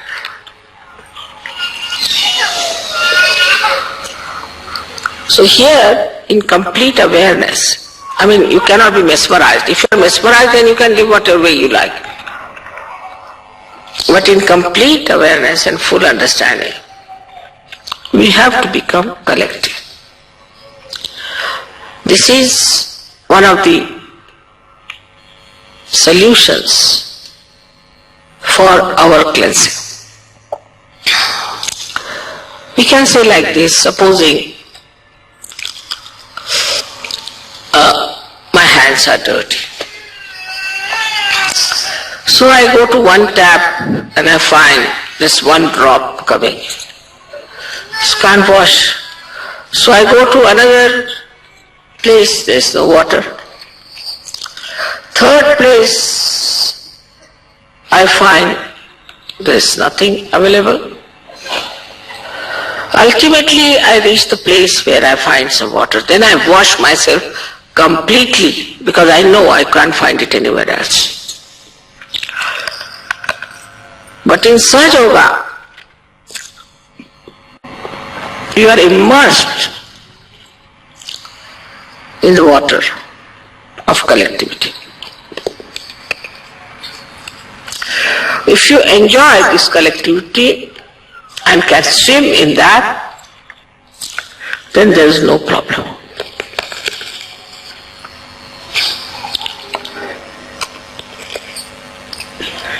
Buddha, as you know, is working on our right side, on our Agya. It's very surprising the deity like him to work on the right side. First he said, for the right side you should be detached, desireless. I mean, nobody would work if they have no desire and if they have no way of earning something out of it, I mean, in the normal sense. But desirelessly you have to work. Then on the right side can be conquered. Very symbolic. Normally the right-sided people are extremely thin, but Buddha is very fat. Normally the right-sided people are extremely serious, very serious. Even if you tickle them, they won't laugh. But Buddha is laughing all the time with his both hands and enjoying himself. See the contrast. So, when you are working without any desire, only then this state can be achieved that you'll be all the time laughing. But those who feel that we are doing this work with certain desire, I mean, some are very low level people, want to make money, some this, that nonsense, that goes on. But it becomes even subtler and subtler and subtler. As you become subtler, the desires start becoming subtler and subtler and subtler. And if you are not careful, it just comes up.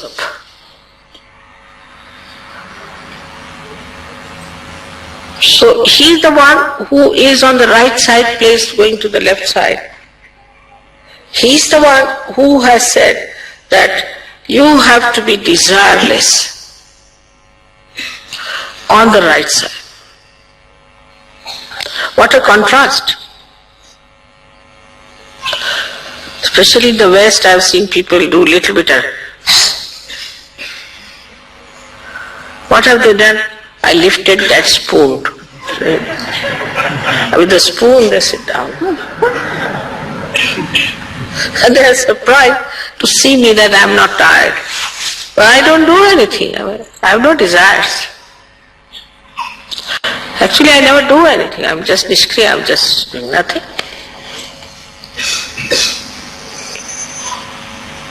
So when you become that instrument, surrendered instrument, when you know you are not doing anything whatsoever, then on the right side, you achieve mastery. How you achieve mastery? You don't do anything, alright? You go to any shop and you get a jackpot without doing anything. You do not desire anything. and suddenly you find, which you have never even thought of it before you, there sits there available for you. Just have it.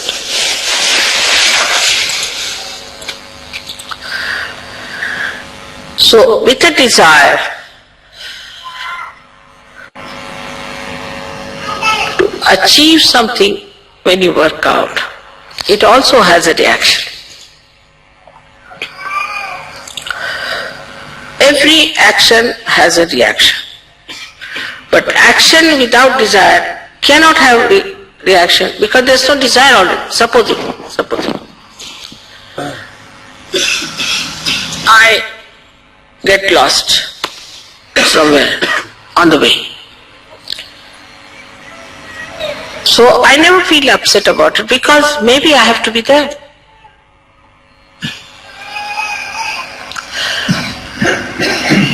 Supposing I want to I have to buy some, say like a casa, ticket like that.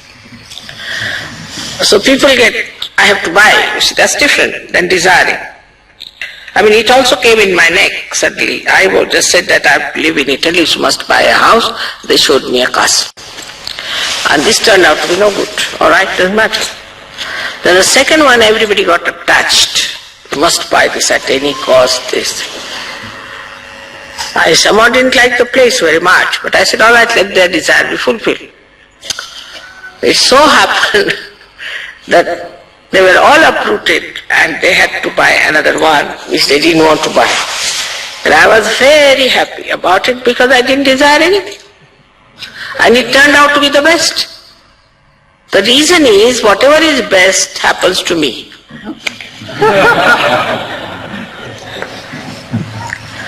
So whatever happens to me, I know is the best. Is all for my good. Is for the good of sahajayoga. Now anybody criticizes sahajayoga is very, very good, excellent. Like in India, first of all, there was a magazine where Rajneesh used someone to speak against me. But that lady had stolen some of my photographs and had given the photographs as well. And everybody in my family was so angry, my brothers, my husband, they wanted to sue the paper. I said, I don't like this idea of suing the paper or anything. So when we had the first program in Delhi, it was so overcrowded that I could not even take my car inside. So the outside also was filled. And they had to put loudspeakers outside the hall. And I asked the people, how is it they are here? They said, we saw your photographs in the Illustrated Weekly and we were so much impressed. They never read anything. Not a word. And they were all there. One of them is Harsh, and so many of them have come from there. Just seeing the photograph. So if they had stolen the photograph, it was for our good. And normally we would have paid a lot of money to publish something. Without paying any money, it was there. And then these people, you see, my family people, they saw that this magazine was closed for 6 months and they had to go into a terrible loss. I didn't desire that either.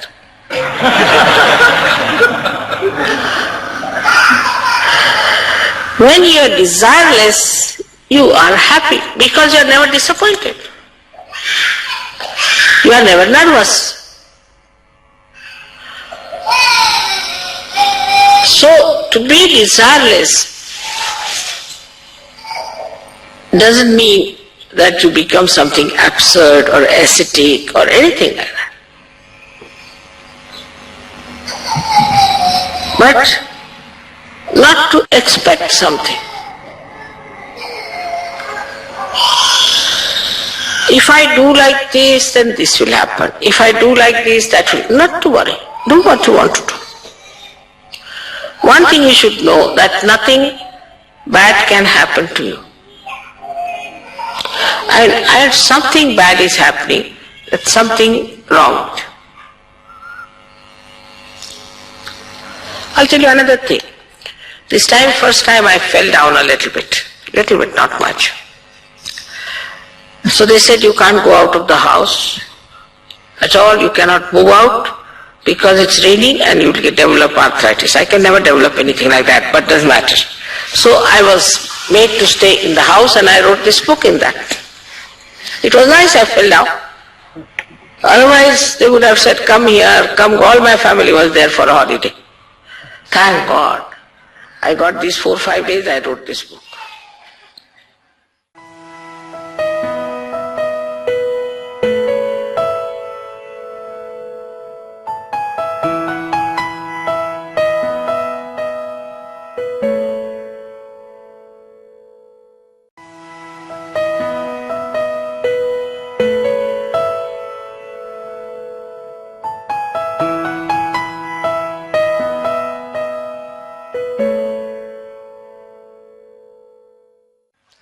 So make the best of all disappointments. If there is a disappointment, just smile at it. I know for it is for your good to discover something new, to find out something better. But the conditioning is so strong. That's why I say be in the collective. Now, for example, we have Indians, we have got French, we have this, that and all that. All their conditions are around them. Still. For Indians must have Indian food wherever they go. It's a very difficult situation. That way you people are better, you eat every sort of, even you eat wretched Indian food. I don't like very much Indian food myself. It's not very nourishing. It's more tasty, but not nourishing. But you don't mind eating any food whatsoever. That's a good thing about it. But your desires are another, little different, which you know very well, I need not tell you. Like I told ladies not to carry too many cosmetics and heavy things with them. But whenever they come, the men break their hands picking up their big suitcases.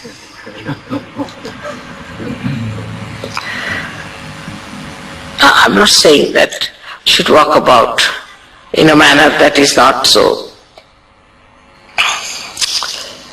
decent, but for that, keep to minimum. Or else there is a competition with the leader, always somebody will be there. But in the West, what I find, not so much for food, but for house, even in India. If you marry an Indian wife, she'll try, or a Greek wife also, will try to keep the husband to herself. It's a common thing, I've seen it. They are something like Indians. And they spoil the ascent of the husband and theirs also. It's a fact. And very dominating. Indian women won't be dominating, but they will try to control the husband, to have another house of their own. But they don't know, Indians don't know collectivity. They are very individualistic. Now, with sahajayoga, of course, they are learning gradually how to be one with others. Moreover, culturally, some people are different. So they stick on to their own culture. Of course, whatever is good in any culture should be taken, because whatever is universal culture is in sahajayoga. But so many things there are where we just falter because of our conditionings. And that's why at the same time we had another great incarnation of Mahavira, who's pointed out what are the punishments for people who indulge into their conditionings. Very horrible things he has talked about. What will happen to people if they have their conditioning? Where will they end up? What will be their situation? What kind of hell they will get? This is being described, horrible things. Of course, I'm not going to tell about that today. But common thing about him and all his contemporary, like Buddha, Kabira and all these people, there was one thing common which came that day. Not Kabira so much as Buddha. That is better not even to talk about God, but to talk about abstract, about formless. Because the worst condition in those days was that once they started worshipping any deity or anything, they became complete slaves of that. Like Muhammad Sahib also said, he talked of Nirakar. But these two went even beyond that and they talked, there's no God. Better not talk of God just now. Better get your self-realization. I did the same in the beginning. I said, get your self-realization.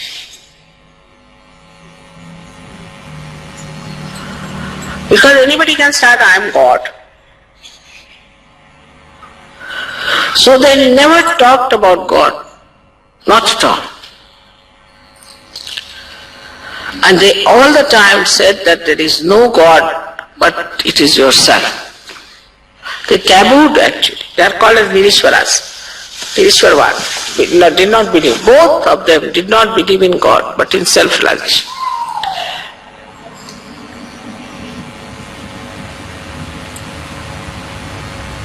They knew that I had to come and tell you about it.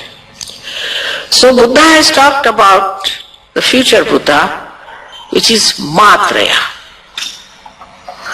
Ma is mother, who is in three forms. Ma Kali, Ma Lakshmi, Ma Saraswati. Any Buddhist, if you ask him to ask the question of Matraya, he gets his realization just then. So he talked of Matraya because he knew that when Matraya will come, she will have to tell people about Ishvara. According to them, the people had not yet reached that stage that you could tell them about Ishvara. So they said there is no God.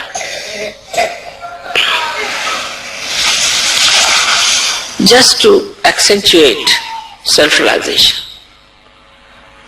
Atma-gyan, knowledge about yourself, self-realization. And early Buddhists, I am told, of course they were Bhikshukas, they were ascetics, but they had the experience of the cool breeze of the Holy Ghost. Just like the Gnostics, I think. But there were very few. They are not as many as you are, but quality-wise they are very high. Because all of them had come through that terrible penances. So quality-wise they were very high. And because the difference between them and others, the quality-wise, was so much that they could not impress the others, and so just it died out, I should say. But still we had Zen, where Viditama is another disciple of Christ, went down, of Buddha went down, and Tao. These two are the ones which are expressing Buddha's ideals about Sahajayoga. Tao is nothing but Sahajayoga. Tao means how it works out. And Zen system, Zen means dhyana. So they also believed in raising the Kundalini. They did not hit at that time anybody's spinal cord, but later on they started hitting people's spinal cord with some stick to put them into dhyana. So Tao and Zen both are offshoots of the same Buddhism, in the real sense of the word I should say, of their ascent without talking about Ishvara, about God. But aims were the same, to become Buddha, but they also died out. I met the head of the Zen who came to me for curing. I asked him, I said, how is it you are the leader, you are not even a Kashyapa? Kashyapa is the one who is a realized soul. So he told me, confessed to me, there are only 26 Kashyapas throughout. And only after the 6th century it started, and very few were there, and it has died out. That means how lucky you are that you are all realized souls. So for our banyan tree is the collectivity. We have to make ourselves subtler beings, to be one with the collective. And that is very enjoyable, very beautiful. Those who cannot do it, cannot progress in sahajayoga, they are problematic and they create problems and they trouble everyone. Their attention is bad and no one knows how they stand.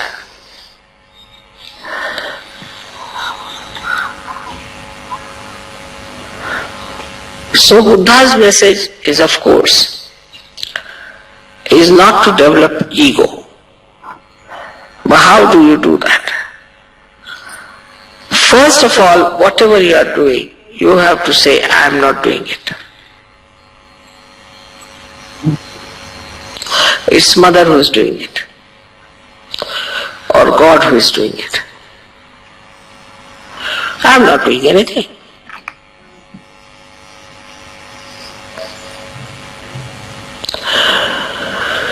But if you feel that you are doing something for sahajayoga, it's better you stop doing it. But you should say, no, it came my way, I didn't do anything, I was just there, that's all. Then you have achieved a great deal.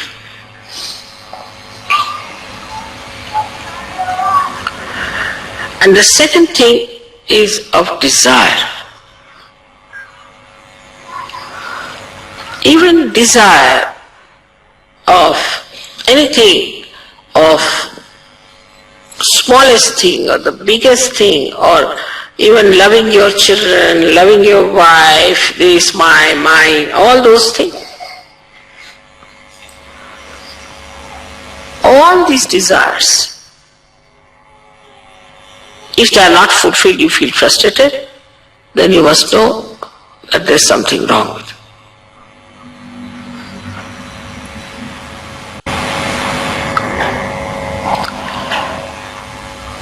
But if you understand the sense of collectivity, then you can ascend very fast.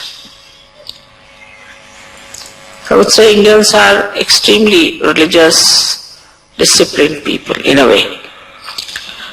But they are lacking in collectivity. If they could come up to collectivity, they can shoot off. The only nation which I have found very good is Russia. Because of communism, they are collective and desireless. Because all their desires were fulfilled by communistic ideas, they didn't have any choices left. And also they were collective. In a way, communism has suited the public, not the government. While the other way around, democracy has suited the government to make money, but the public has suffered.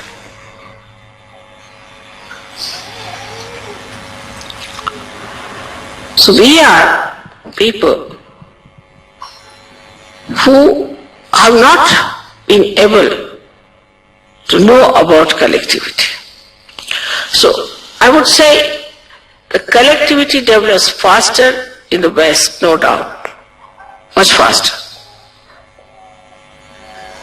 But desirelessness is less. So it's like somebody has the teeth and somebody has the food sort of a thing. If we can see ourselves as we are and try to understand that either we have this problem or that problem, if you could just somehow or other neutralize this one-sided problem, you could be there. Because if you solve one, you can go to another, from there to there. But just to stand in the center and see for yourself, these sides, another, at the time of Buddha, nobody had this problem, I think. This is a modern technique to feel guilty. Some sort of a modernism in it, because I don't know how it is worked out. And this modernism of this horrible thing called guilty is something really has come to my lot to clear out, not at the time of Buddha. He never had this. Otherwise he would have paved way for me, but that he did not. He's left it to me to clear out your left vishuddhis and mine also all the time hurting me here.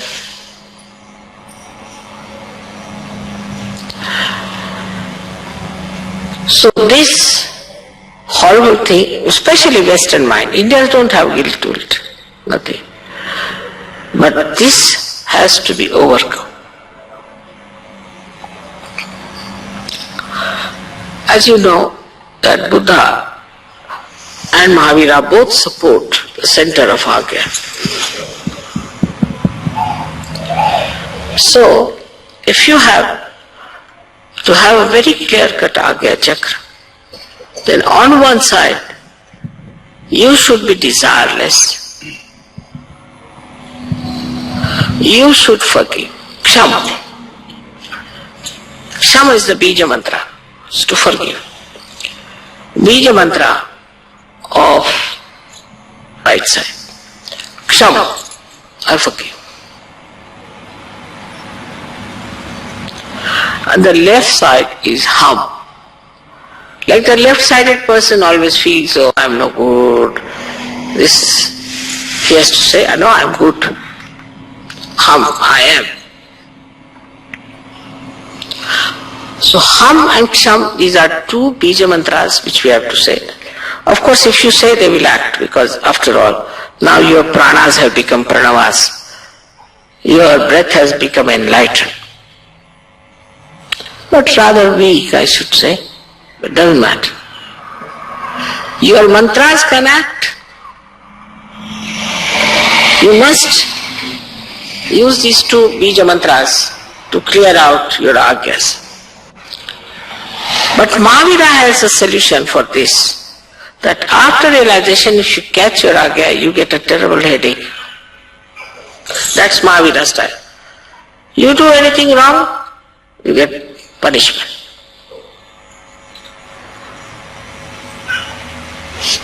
You indulge into anything, you are punished.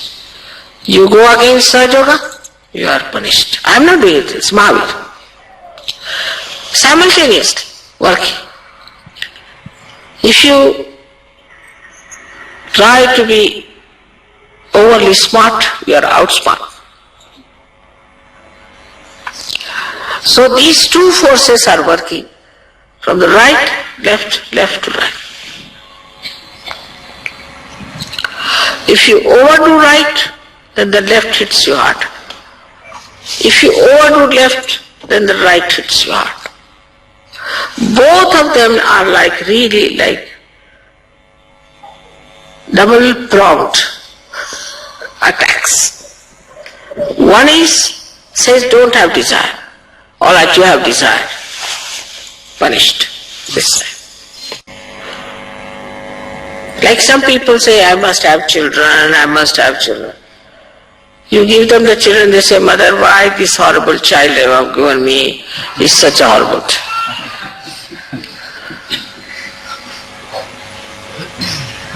Then somebody says, mother, give me a lady say Maharashtra. Recently there was a case like that. She was bothering too much, mother, give me one lady from Maharashtra. And a real special style came to punish. They said, no more from Maharashtra. And she was really, I've never heard of such a woman in Maharashtra. Horrible. Because she was insisting on it, so she had it. She says, no more from Maharashtra. No, I said, everybody is excellent. This was an exceptional case, came just to punish you. So to have any desires, if you cross a certain limit, you are punished, and that is done by Mahavira. In a small way or a big.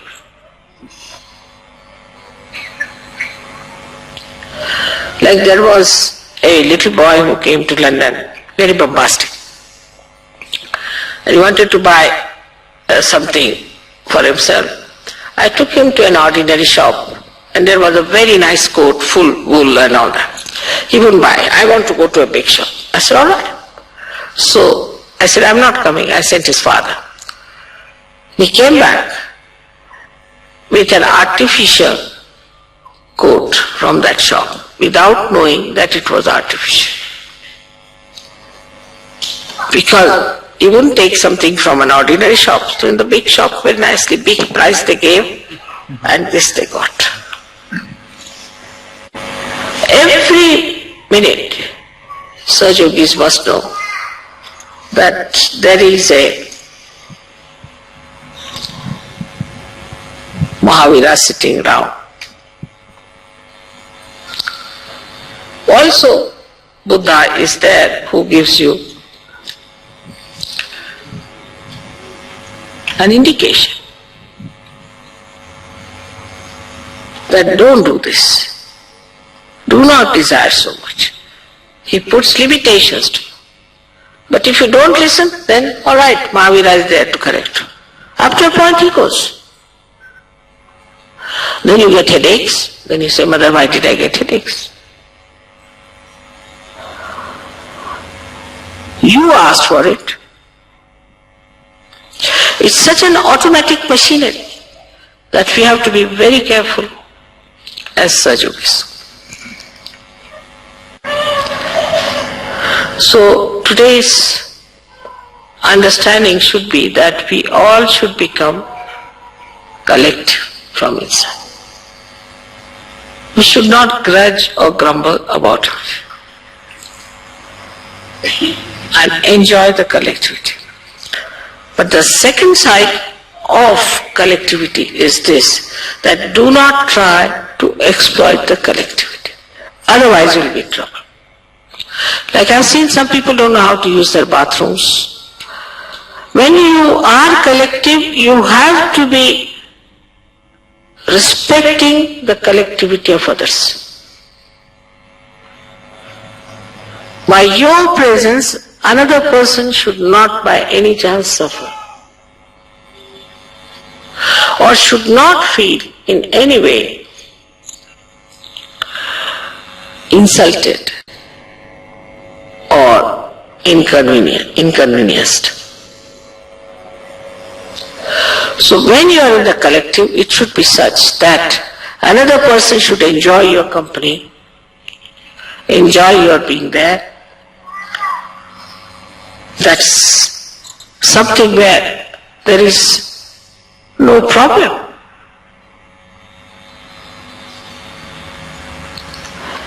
But if you are demanding and if you are asking for things and you think no end of yourself, you cannot at all collective by any chance, but you will suffer for that. Automatically you will suffer. If this is realized and understood properly, your agya is solved.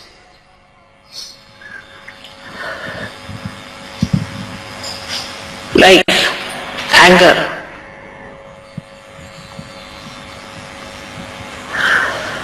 People always boast, I'm very angry with him. Boast.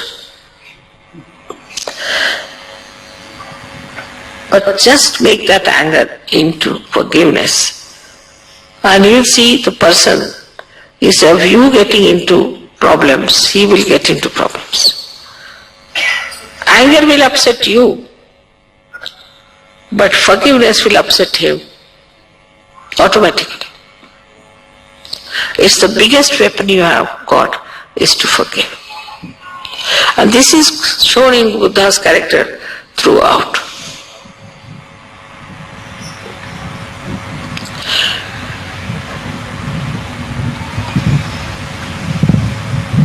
And this will give you self-respect. That you are not disturbed by anything. Like a ship has to be seaworthy. If you put the ship on the sea and if it breaks, what's the use of making a ship? What's the use of a sahajayogi who gets disturbed at every moment? You have to be seaworthy. And if you are seaworthy, nothing can disturb you, all right. The elephant is barking and the dogs are barking. All right, let them bark, what does matter? The elephant looks this side like that, sometimes takes some water and blesses them with water. All right, quieten down, so that your head will be cooled down.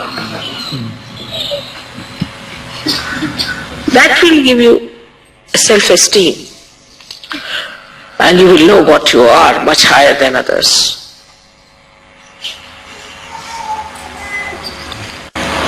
And this is what is how to get rid of your ego, which is a very, very big problem according to you people.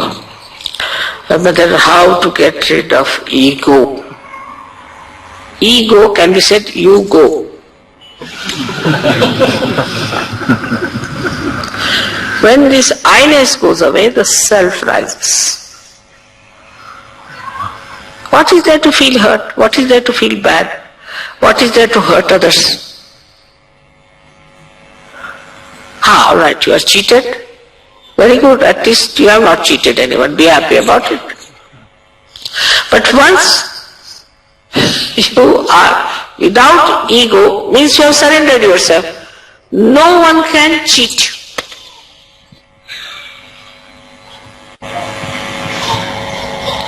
Can you understand that? No one can cheat you. Because there is some higher force which is looking after.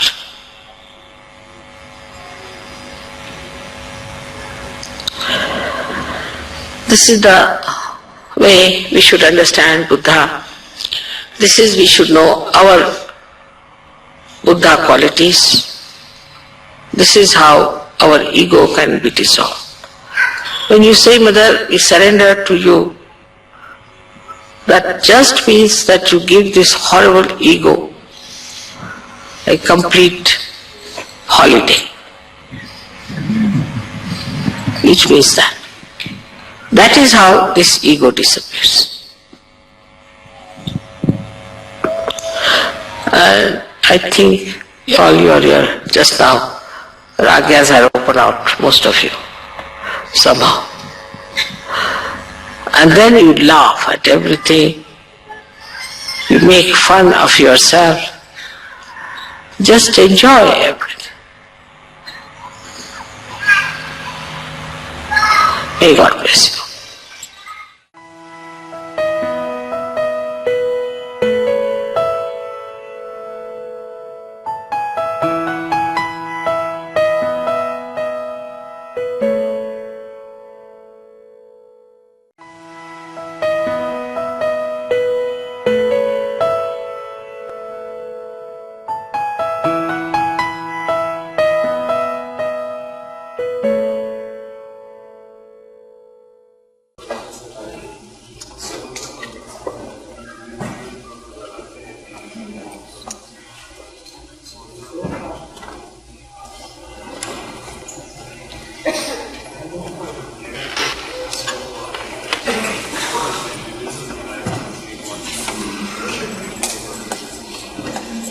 Collective is the purpose of your soul.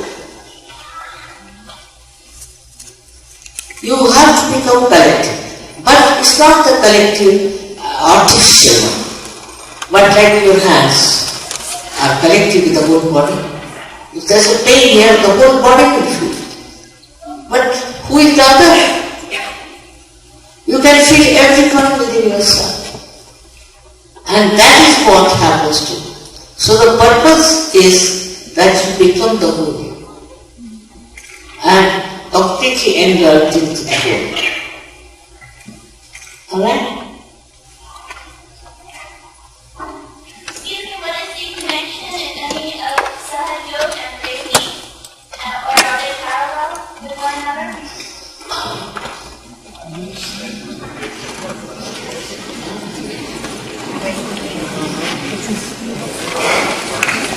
I don't want to criticize anything.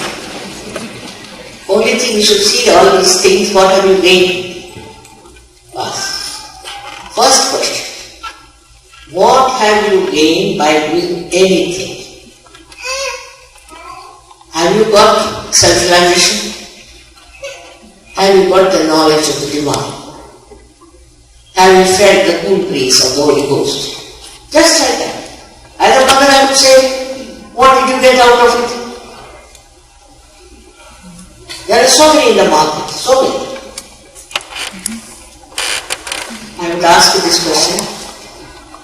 Child, what did you get? There's no end to such things.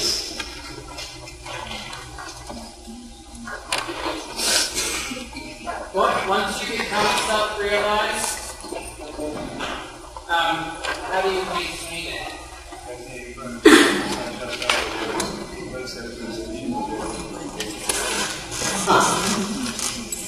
I used to think that once you get self-realization, you are self-realized. But it's not so. I must face the facts as it is. Once you get your realization, of course, I mean, you do feel all the time the good breeze and all that. But there are problems on your centers, on your chakras, which you can feel on your fingertips. You can see yourself, I said self-knowledge. So you can see yourself what problems you have. You can feel the problems on yourself. Immediately you say, alright, this is the problem. And that problem you want to correct yourself because you see yourself. I'm surprised sometimes people come and tell me, Mother, my eye is very bad, please correct it. That means, Mother, I'm very egoistical. Normally nobody would say I'm egoistical every day. Nobody. But once they get self-realization, they see the problem, they love themselves, they see themselves in that love, they say that why not I get myself corrected? Then, of course, it has to be worked out a bit. Like, even if the seed sprouts, it has to grow. It doesn't take much time. Within 1 month's time, most of the people become masters. They can give realization. They can tell them anybody, you need not be very well educated, nothing. I've seen in the villages people work it out so fast. So I can't say how much it can take, but I've seen people becoming masters within 1 month's time.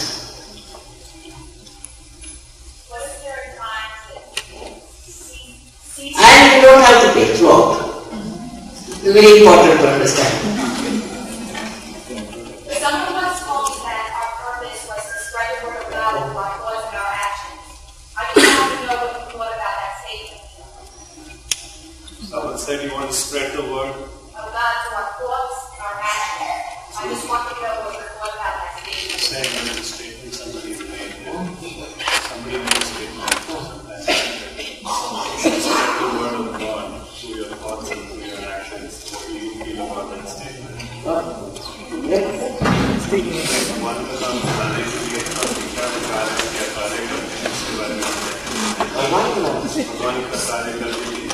what are your thoughts and what are your actions? First you should get connected to God. If you are not connected to God, whatever you are doing in the name of God may not be. First point is we should be connected. Supposing this instrument is here and if it is not connected, it has no meaning. In the same way, our God's work has no meaning because we are not yet connected to God. First get connected to Him. To to his power. Yes, now. In yoga, once you get self-realization, you know yourself, but who is going to correct the injustice in the world? Who is going to become the leader who will change the world where there is injustice, where there is a discrimination, where there is a hatred? If you are saying forget about the hatred, who is going to come forward? If I become self-realized and if I forget the hatred, then who is going to come forward and change the world where there is a injustice, where there is a crime, where there is a harassment?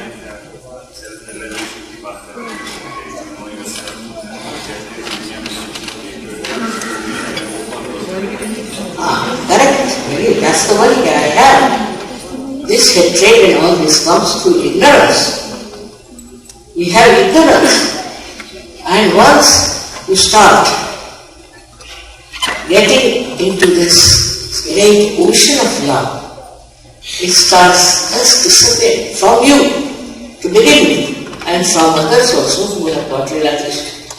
Now they say that Sahajayoga is working in 72 countries. And we have seminars in India sometimes, and sometimes in Italy, where the people from all these countries come. I have never seen them criticizing each other. Of course they have great fun, they enjoy, but never seen complaining or doing anything wrong to each other. Because now they have become all one. It's a last judgment. This is the time of last judgment. If you want to remain as you are, remain. Nobody can force you. But if you want to rise to that level, you'll be amazed. You'll have friends all over the world.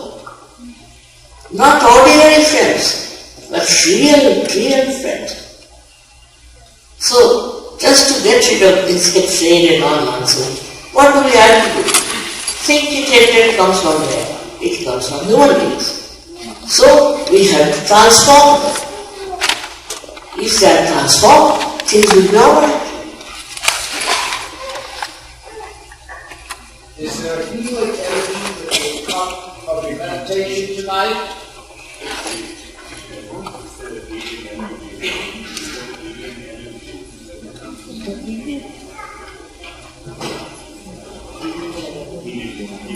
Yes. First of all, you must know what is the secret is. You must understand. And it heals people, no doubt. It does heal. First it will heal you, and then it will heal others also. No doubt. It does. But first you must know it. You must know how to do it. It would be like any doctor who is not even done his MBBS or anything and trying to do some job. It would be like that. So first I would say you should establish.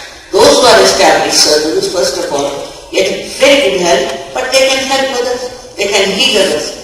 Definitely. That is nothing. That is just a big part of this energy. Thank you. Most saints spoke of self-realization coming with a lifetime of practice and dedication and commitment. Why is that Sahajayoga, with Sahajayoga you can accomplish so fast?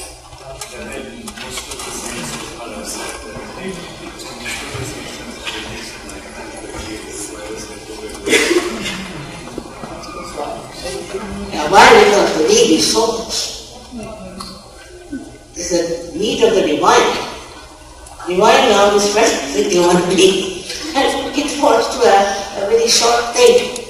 You see, formerly, to go to, even to New York was very difficult.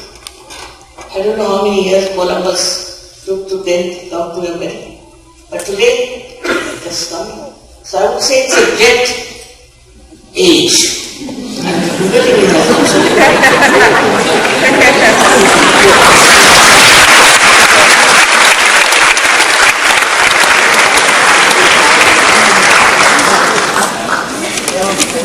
Does the Kundalini yoga that you teach has anything to do with Tantra yoga?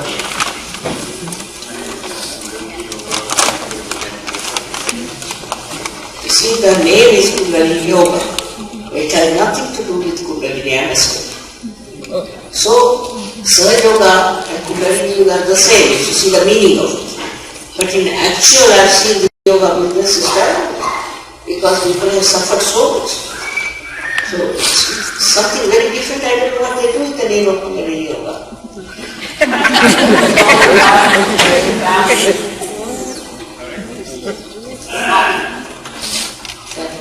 With all your problems, you miss your family?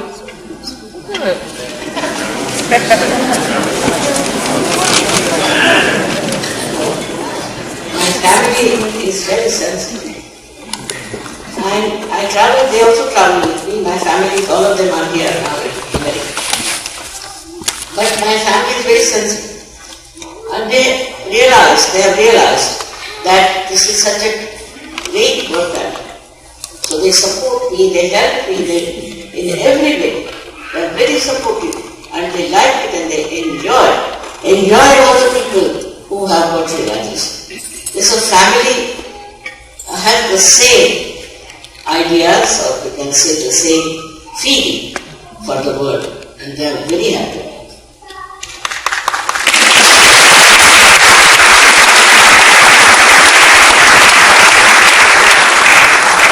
Have any of your grandchildren or children had the same insight or born with the same insight as you?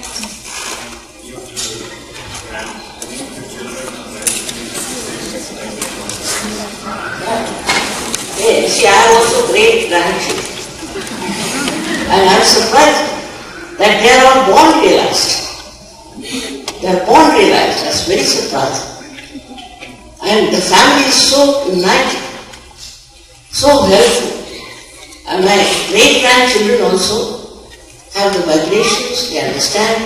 And it's remarkable how the divine has been kind to give such a family. I have never neglected my family, never. But they understand that my work is very important. And they also enjoy my work very much. They also feel the vibration. They also have got realization. Yes, please. I'm not able to get out of this body consciousness.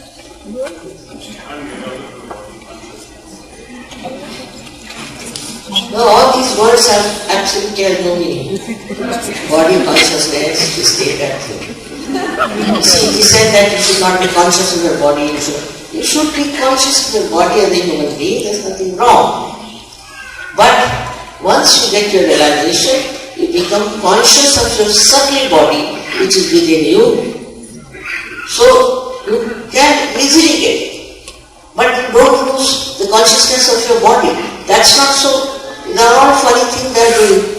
I was telling you that you fly in the air and all that. It's not. It's absolutely simple that you become consciously aware within yourself of your own powers, and which you use not for cruelty or for making money, but for love.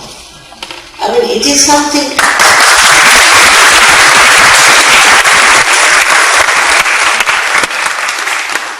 Something that happens to you, like I would say a flower. See, it's just a bud. Maybe it's not even a bud. Then it becomes a flower. And you see your fragrance, and you are amazed at yourself. So all these things that you have to give up your body consciousness, this consciousness, is not necessary at all. You don't have to give up anything. Wherever you are, whatever you are, in that only you get the light, the enlightenment as they call it.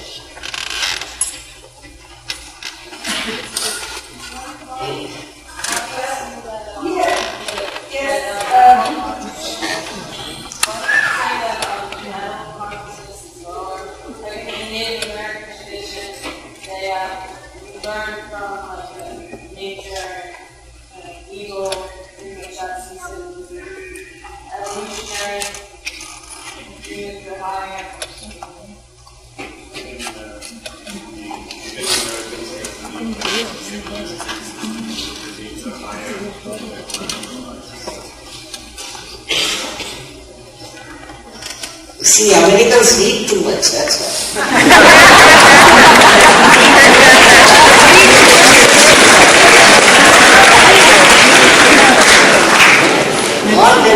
come from some reading, I don't know from where it is, and to neutralize them is very difficult mentally.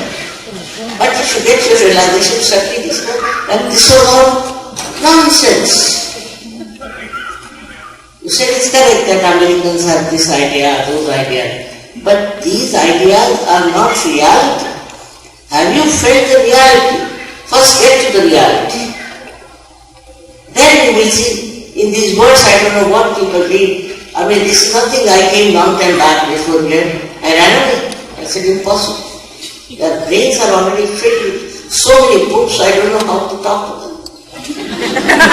And after 9 years, I appeared on your show. Now they are changing. But they are realizing this is all kind of a money-making going on with the books. Thank God, it's coming up now. It's better.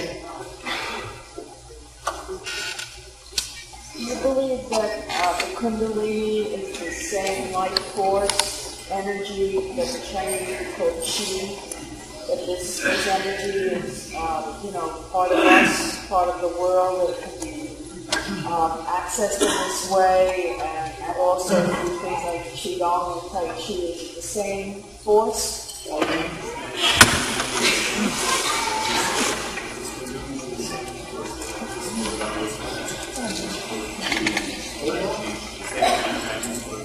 Right. But you see, it has something to do with that, and that is what is our ego and super-ego. The Chinese, what they have written is correct. But Chinese also don't know who is Lao Tse, can you imagine?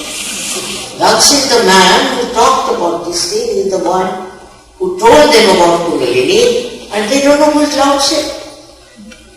Especially in America, I don't know what sort of Chinese live in. Such a great source of knowledge, and what they are saying is a perfect thing. But everything gets integrated inside. All the knowledge, all the scriptures, everything gets absolutely integrated because out of light you see the truth in all of them. There is truth in everything. There is truth in every religion.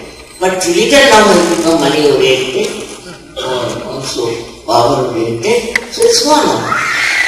But actually, if you go to the roots of it,